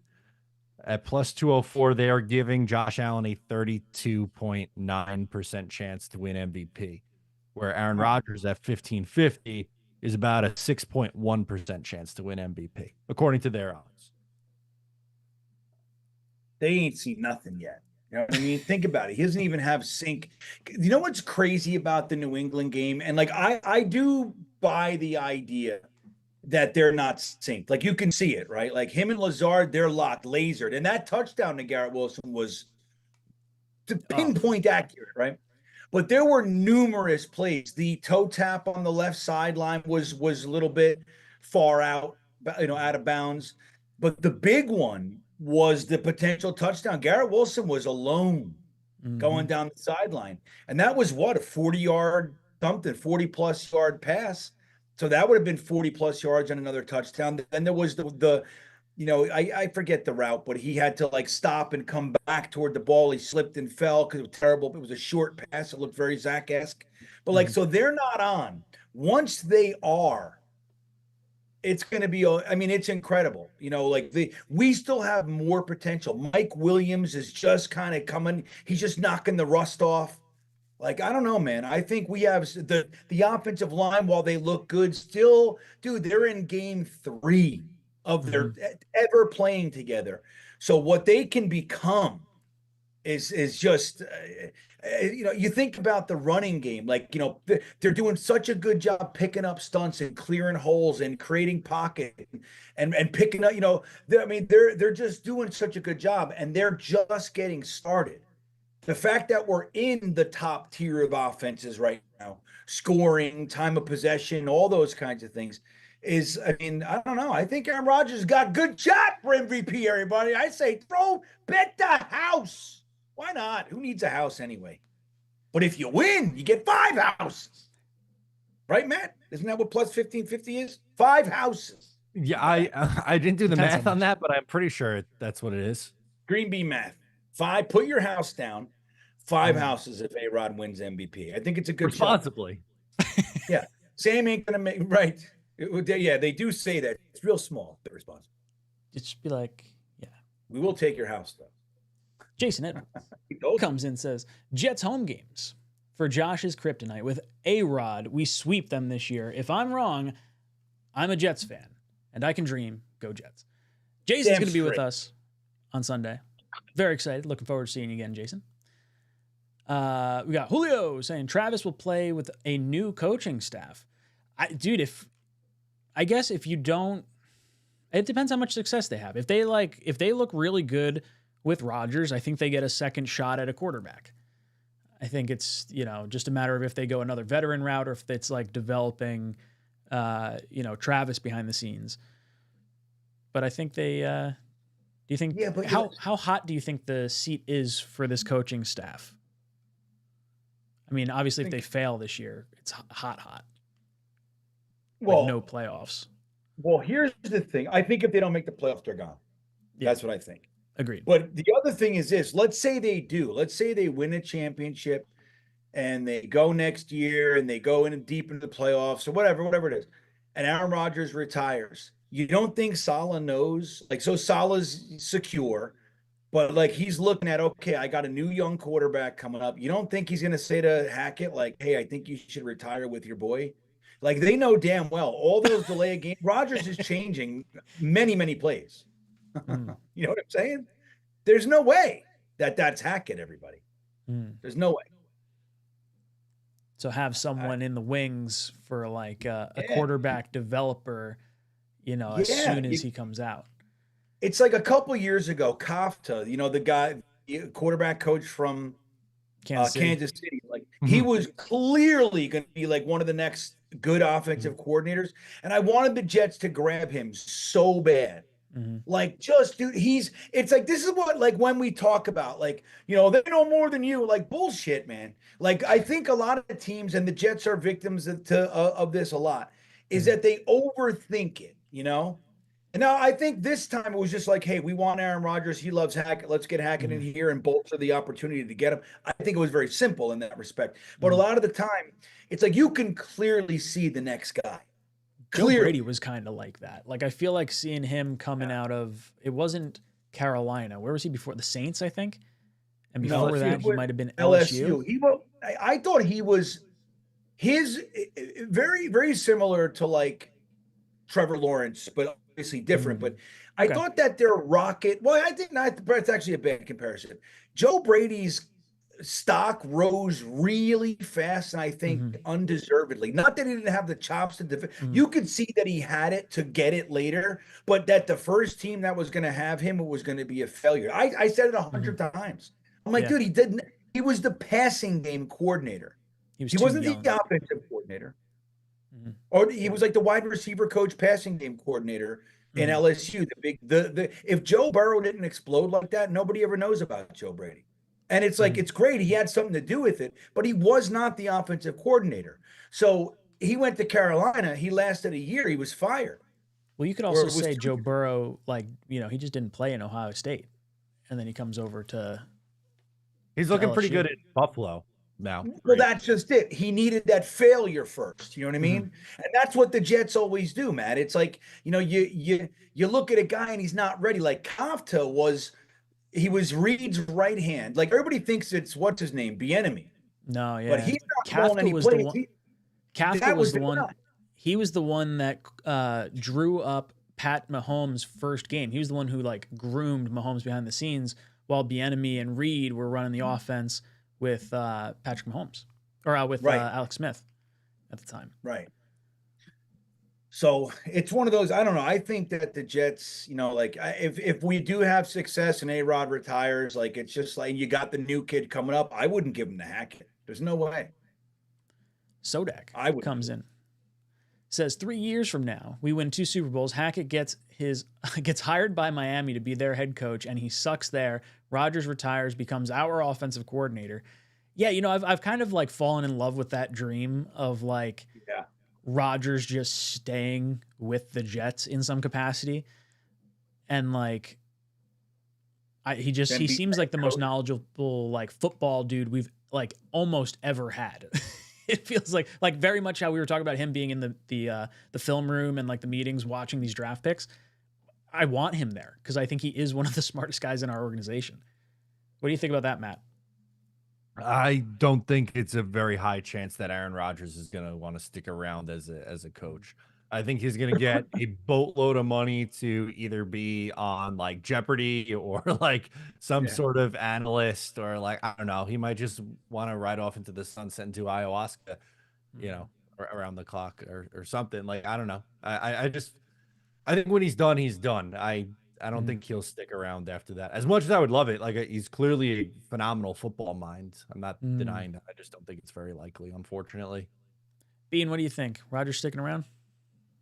Well, you got to think. He makes so much money that he gave $35 million back, and it was cool. He was fine with it. The average offensive coordinator makes what? 1, 2, maybe, right? So, I don't know. I think Matt's probably right. Unless he just really wants to, he wants to be kind of part owner, own the team, build the team, and kind of just be here. He falls in love with the whole situation here, and he wants to be the head coach. All right, but I think I tend to agree with Matt. I love the idea, like you said, and you said it right. It's a dream, and it's okay to dream, but I think it's probably like most dreams, low probability of happening. Blitzkrieg, 40% milk thumbs. Get those milk thumbs up. Hey, come on, everybody. Yeah, I know. I'm trying to get more winners here. For every, I don't even think I mentioned it today. Boys and girls, we've got 12 minutes left in this stream. For every 25 likes we get on this video, we pick a t-shirt, jersey, hat, mug, pillow qualifier for the end of the stream that gets to go on the baggage claim wheel. Bam! We're going to spin it at the end of the show. So all you got to do is hit that like button. Green means picking commenters or picking qualifiers. And then, Matt, if you could head over to last week's stream, if we got timestamps in there, the people who timestamp stuff will be included as well. So we got about 11 minutes on that right now. Hype says, prayers for Favre. He has Parkinson's. Last Super Bowl chance. He screwed us too. Yeah. Yeah, him retiring sucked. Because if we had Favre for those 2 years of Sanchez, it would have been over. No doubt. We probably would have won a Super Bowl the first year he got here if he didn't get hurt. Yeah, if he didn't get hurt. Or if they let him sit. If they benched him, because there were still 5 games left in the year, 6 games in the year. Let him sit. Let the backup come in. Just play good enough. Our team was crazy good, which, by the way, was the team that Rex took over, added a couple pieces to, and just, crushed it. But it's like, dude, if you put him on the bench for 4 weeks and let it heal, and then bring him back for the playoffs. We could have. We were 9 wins. We were 8-3 and ended up 9-7. It's crazy, man. Crazy. Kimberly says, would you have Rodgers Realm on as a guest? I don't know who that is. He does the Rodgers videos on TikTok. Oh, I'm not on TikTok. Well, Is I'm on that the TikTok, guy that made TikTok. it to camp? Yes. That's him? Yeah, he does Aaron Rodgers impressions. They're pretty spot on. Does like 319. He does it all good like that. So I gotta watch it. Wrist flick when he throws the ball, holds it. We should totally. Yeah, he was calling out the plays. What was it? What was the one? What did he say? It was like pretzel or some shit. Moose. Something. Remember, he knew it, and Aaron Rodgers was like, no, it's actually this. Yeah, I don't remember what it was. What do we got? 9 minutes left. I think we gained like 16 likes. Disappointed in you guys. Disappointed. You guys. Got like 500 people in here. Yeah. What happened, everybody? Hey, you over there, cleaning and just listening in the background. That's right. Come back over to the computer. That's right, you. That's right. You don't think we're talking to you, but we are. It's you. We are. You're the one. Come on, hit the milk thumbs. Squeeze the them. one with the eyes. You with the crazy face. I've already liked it, Green Bean. I dropped my score prediction. I'm wondering what you guys think for this game on Sunday. I said 30-6. So what are we thinking? Am I too optimistic that it's going to be a blowout? You think this is going to be closer? What's happening on Sunday? I think Rodgers is going to want to take them to town. So I think it's going to be a very dominant game. 24-10, 27-10. Like, I think it's going to just look impressive, though. And then we're just going to try and eat a bunch of clock like we did last week. But I think Rodgers is going to want to take it to him. Yeah. Let me just say this. This is a moment, everybody. There are 488 still in here, right? That's 500 where I come from. So we have 500 people in here. This is an historic event that all of you guys are present for. Matt O'Leary is the most measured. Yeah, right. Like, this is weird. Right? Like, constructive fan. He does not get caught into the, during the game, he cheers like he's crazy like every one of us. But as far as predictions go, he's very measured. He just said 30-6 in a game where we are going, Matt. I know, that scares the life out of me. I can't believe I just said that on air for 500 people. That's what I'm saying. I got to draw attention. And here's the craziest thing. I'm saying 31-10, 31-13 maybe. I think we're going to beat the living shit out of them. I like that they just had a trap game. I like that they have good football to put on tape for the Jets. I like that. Let them believe. And then punch them square in the face. It's like beating Glass Joe and Punch Out, and then you get to Raging Bull, and he's like, "Come here, you." It's a whole different thing. You can't take your tactics with Glass Joe into Raging Bull. Everybody, you beat your face in, right? Nobody knows what the fuck I'm talking about, but trust me. So anyway, 31-10 is my official prediction. I think they'll get in the end zone once. That's what I think. Jason Edwards comes in and says, for Sunday, did you guys decide on what jerseys you're wearing? I have mine ready. 17-23 Jets. Yeah, dude, I just see a bloodbath. I think Rodgers is going to want to have a statement game with Hackett, and I just think the Jets are ready to kind of go off. I feel like we kind of primed our pipes last week, and this is where they start. Like, Garrett Wilson figures it out. He has he pops off.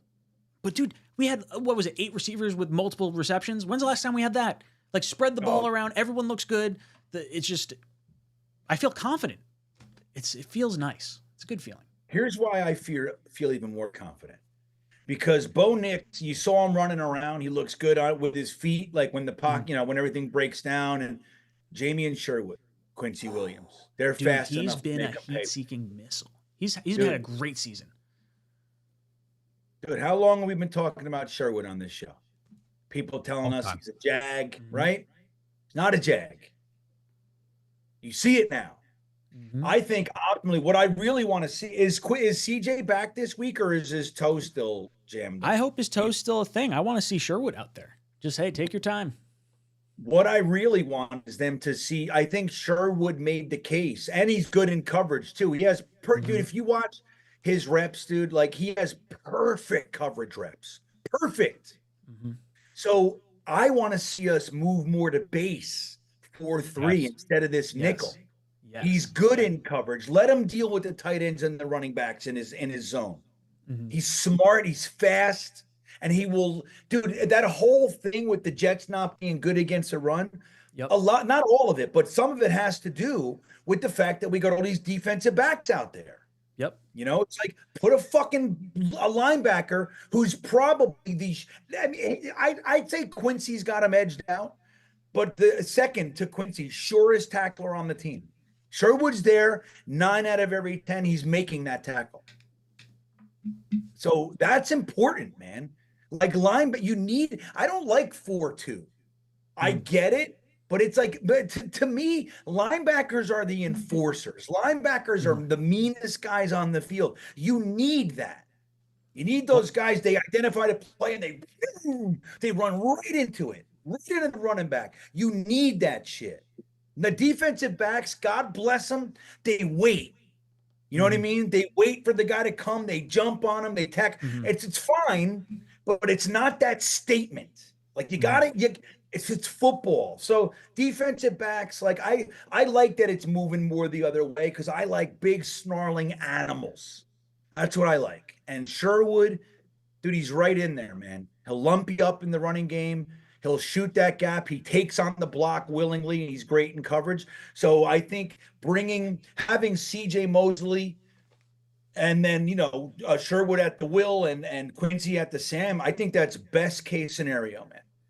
Best Dude, I case. didn't even really think about going to 3 linebackers, but it's a great, stay in that more consistently, I guess, is what I should be saying. Because you're right. Getting all 3 of those on the field. I don't feel like I've been completely overwhelmed, or I don't want to say overwhelmed, but I haven't been. We never put much emphasis on our safeties anyway, and I feel like it was mostly out of necessity for the linebackers. Like we knew we had Quincy, we knew we had CJ, and it was like, wow, Sherwood's really coming on. I think he's looking really, really good right now, and I would hate to see him come off the field. So having the 3 of those guys on there would definitely help the running game. The only problem is it takes Michael Carr the second off the field more times than not. Like you said, you can go single safety, but which they do. But I think you're going to see Sherwood be the guy, the odd man out a lot. But he's banged up right now. Salah's talking about his ankle. It's going to be nagging all year.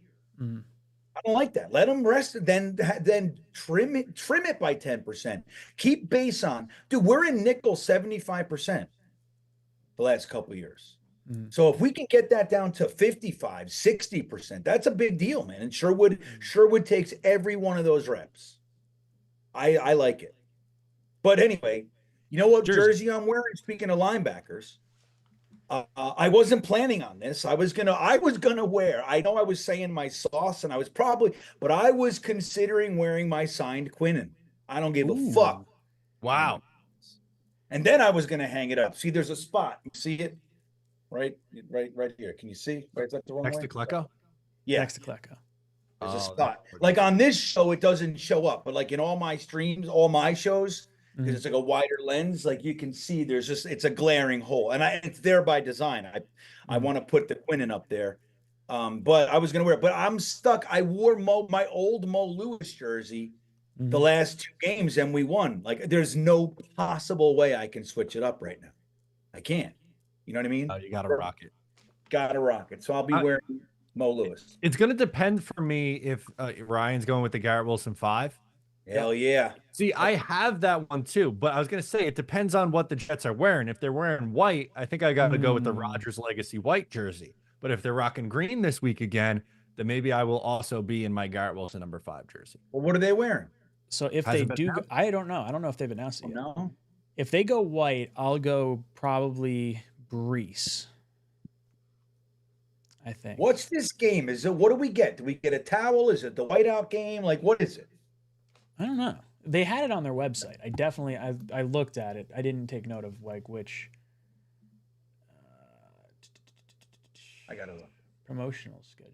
Okay, so this is Crucial Catch. Intercept cancer. So we'll get the colored, like probably some kind of colored towel or something like that. Yeah. And then Monday Night Football versus the Bills is LED wristband night. And then Halloween, you got wristband night. And then Sunday Night Football versus the Colts, wristband night.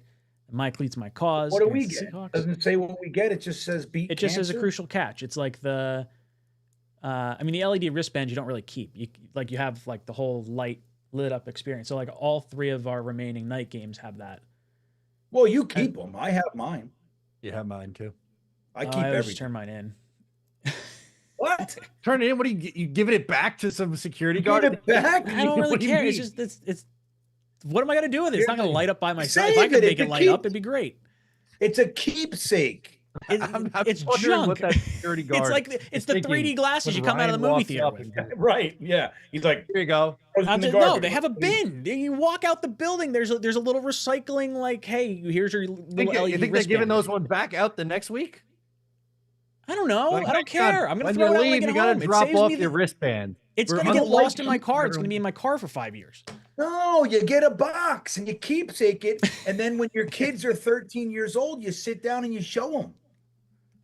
That's how this goes, Ron. I've been doing that for years. I have all my concert tickets that my wife, like when we were married, I think like maybe 10 years, whatever it was, I made a big framed thing with all of our tickets of all the actual tickets of all the concerts we went to up to that point with pictures of us at the tickets, like kind of That's fucking cool. beautiful. Yeah, you got to save it to be able to do that, man. Yeah. Well, I did a blog for the whole or a vlog for the whole thing, so I got that. I don't know. I've got towels. I usually keep the towels. Like that stuff I keep. But I'm not gonna keep. I'm not gonna keep a wristband. It's like 3D glasses. That's what I think. I'm gonna make them keep it. Whatever they give us this time, I'm keeping it. I even have a Jets Talk fucking wristband from like year 1. I Yeah, keep it. I now got a Gave new it to me. color. Got a little white font now. Oreo Ah, comes in. We got to rip through some soup chats. We got to give away some stuff. gotta get out of here. Yeah. Oreo says most underrated Jet of all time for me is David Harris. That is a great selection. I was gonna that was gonna be the next name out of my mouth. Loved it. Crossfire says hit those milk thumbs or Zach Wilson or Zach will win the Super Bowl in 6 years. Ew. Stop it, Crossfire. He says, me and my wife have every movie ticket we've seen together. It's in the hundreds. Wow. Holy That's shit. really impressive. Crazy. I've probably seen more movies. So I have these 2 friends that are really like big movie buffs. I went to school for film, and I've seen more movies with either one of them individually, I think, than I've seen with Becca. And I've been with Becca now for how long is it? 17 years? Long ass time. Oh my God. Wow. Like movie theater. Like if I'm talking movies at home, that obviously no contest. But like movie theaters, probably, definitely, 100%. No, oh my God. You guys have been together 17 years? Long. That's right, Crossfire. Yeah, I since high love school. it. That's wow. That's a love story. It's great. Yeah, She's awesome. I've been married 16, so I've been together 18, been married 16. So I have everything we've ever done. I have something. Everything we've ever done, I have something. That's cool. I do keep a lot of knickknacks, just not those. No, you don't. You give them back to a fucking security guard who So could care less. Yes, the wristbands that don't work outside of the building. Yes, absolutely. But it says it on It there. doesn't say anything on it. No, it doesn't. It says this Jets is the game. on the little like bracelet part. That's and right. then it's just a little Jets. white ball that lights up. That's it. It said Jets. Right. So you go, this is the night that Aaron Rodgers went down. I have the light. Nope. I didn't You know want what any I'm bit of saying? that. Nope. Didn't want any bit of that. Screw hear that. you. I hear you. That's some bad hit- juju. All right, we got the rigged baggage claim wheel. It's funny. How many contestants do we have, Green Bean? Matt, how many Green Bean are you ready to add some more people? Let me see. I thought I put one in here. I might not have never went back to see who the hell it was. I'm gonna add one more here and then I'm ready. Okay. And Once you have it, I'll rattle off the names. We got some from last week. Alan Dodes is the last qualifier from the chat. All right, I'm ready for you. Okay. Andrew Grzanka. Ooh, All right. dude. The Gag. Gag. Peter S.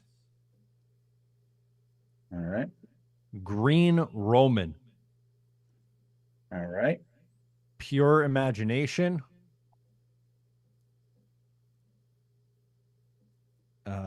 You know who Pure Imagination is? Pure Imagination is Nick Donato. Right? Isn't that his fault? Why am I burning out? Anyway, I don't care. Sorry. Did you get Dano in there? There's one more after him.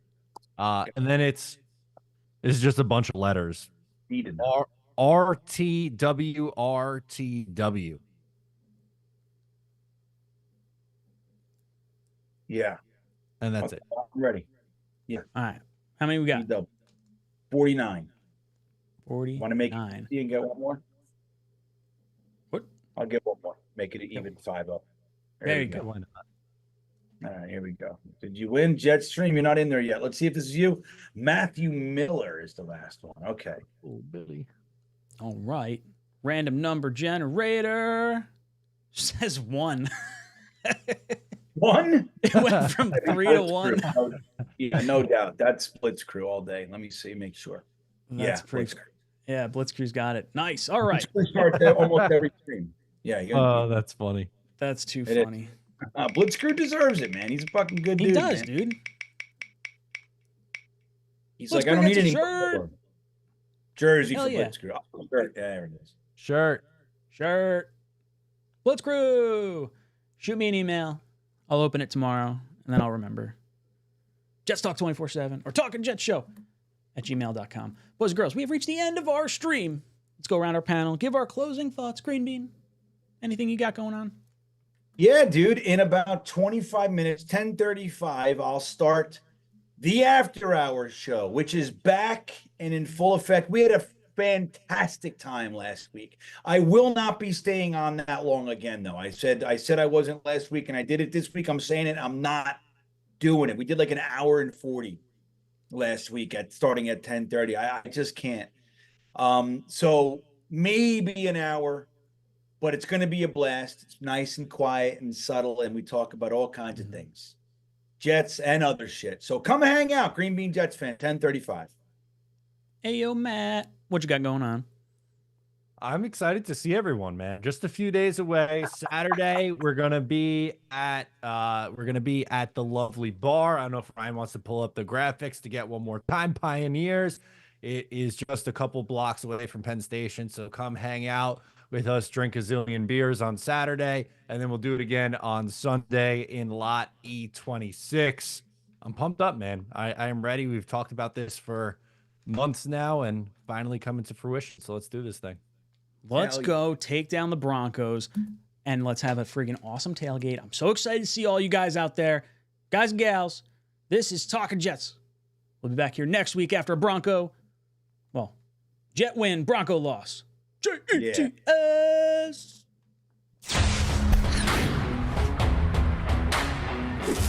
Let's go somewhere else. I can't take this nonsense anymore. How are you going to blame the defense? I got the power. Screw Green Bean. Damn it. But once you get to the sausage, I feel like we're doing something. Go Jets.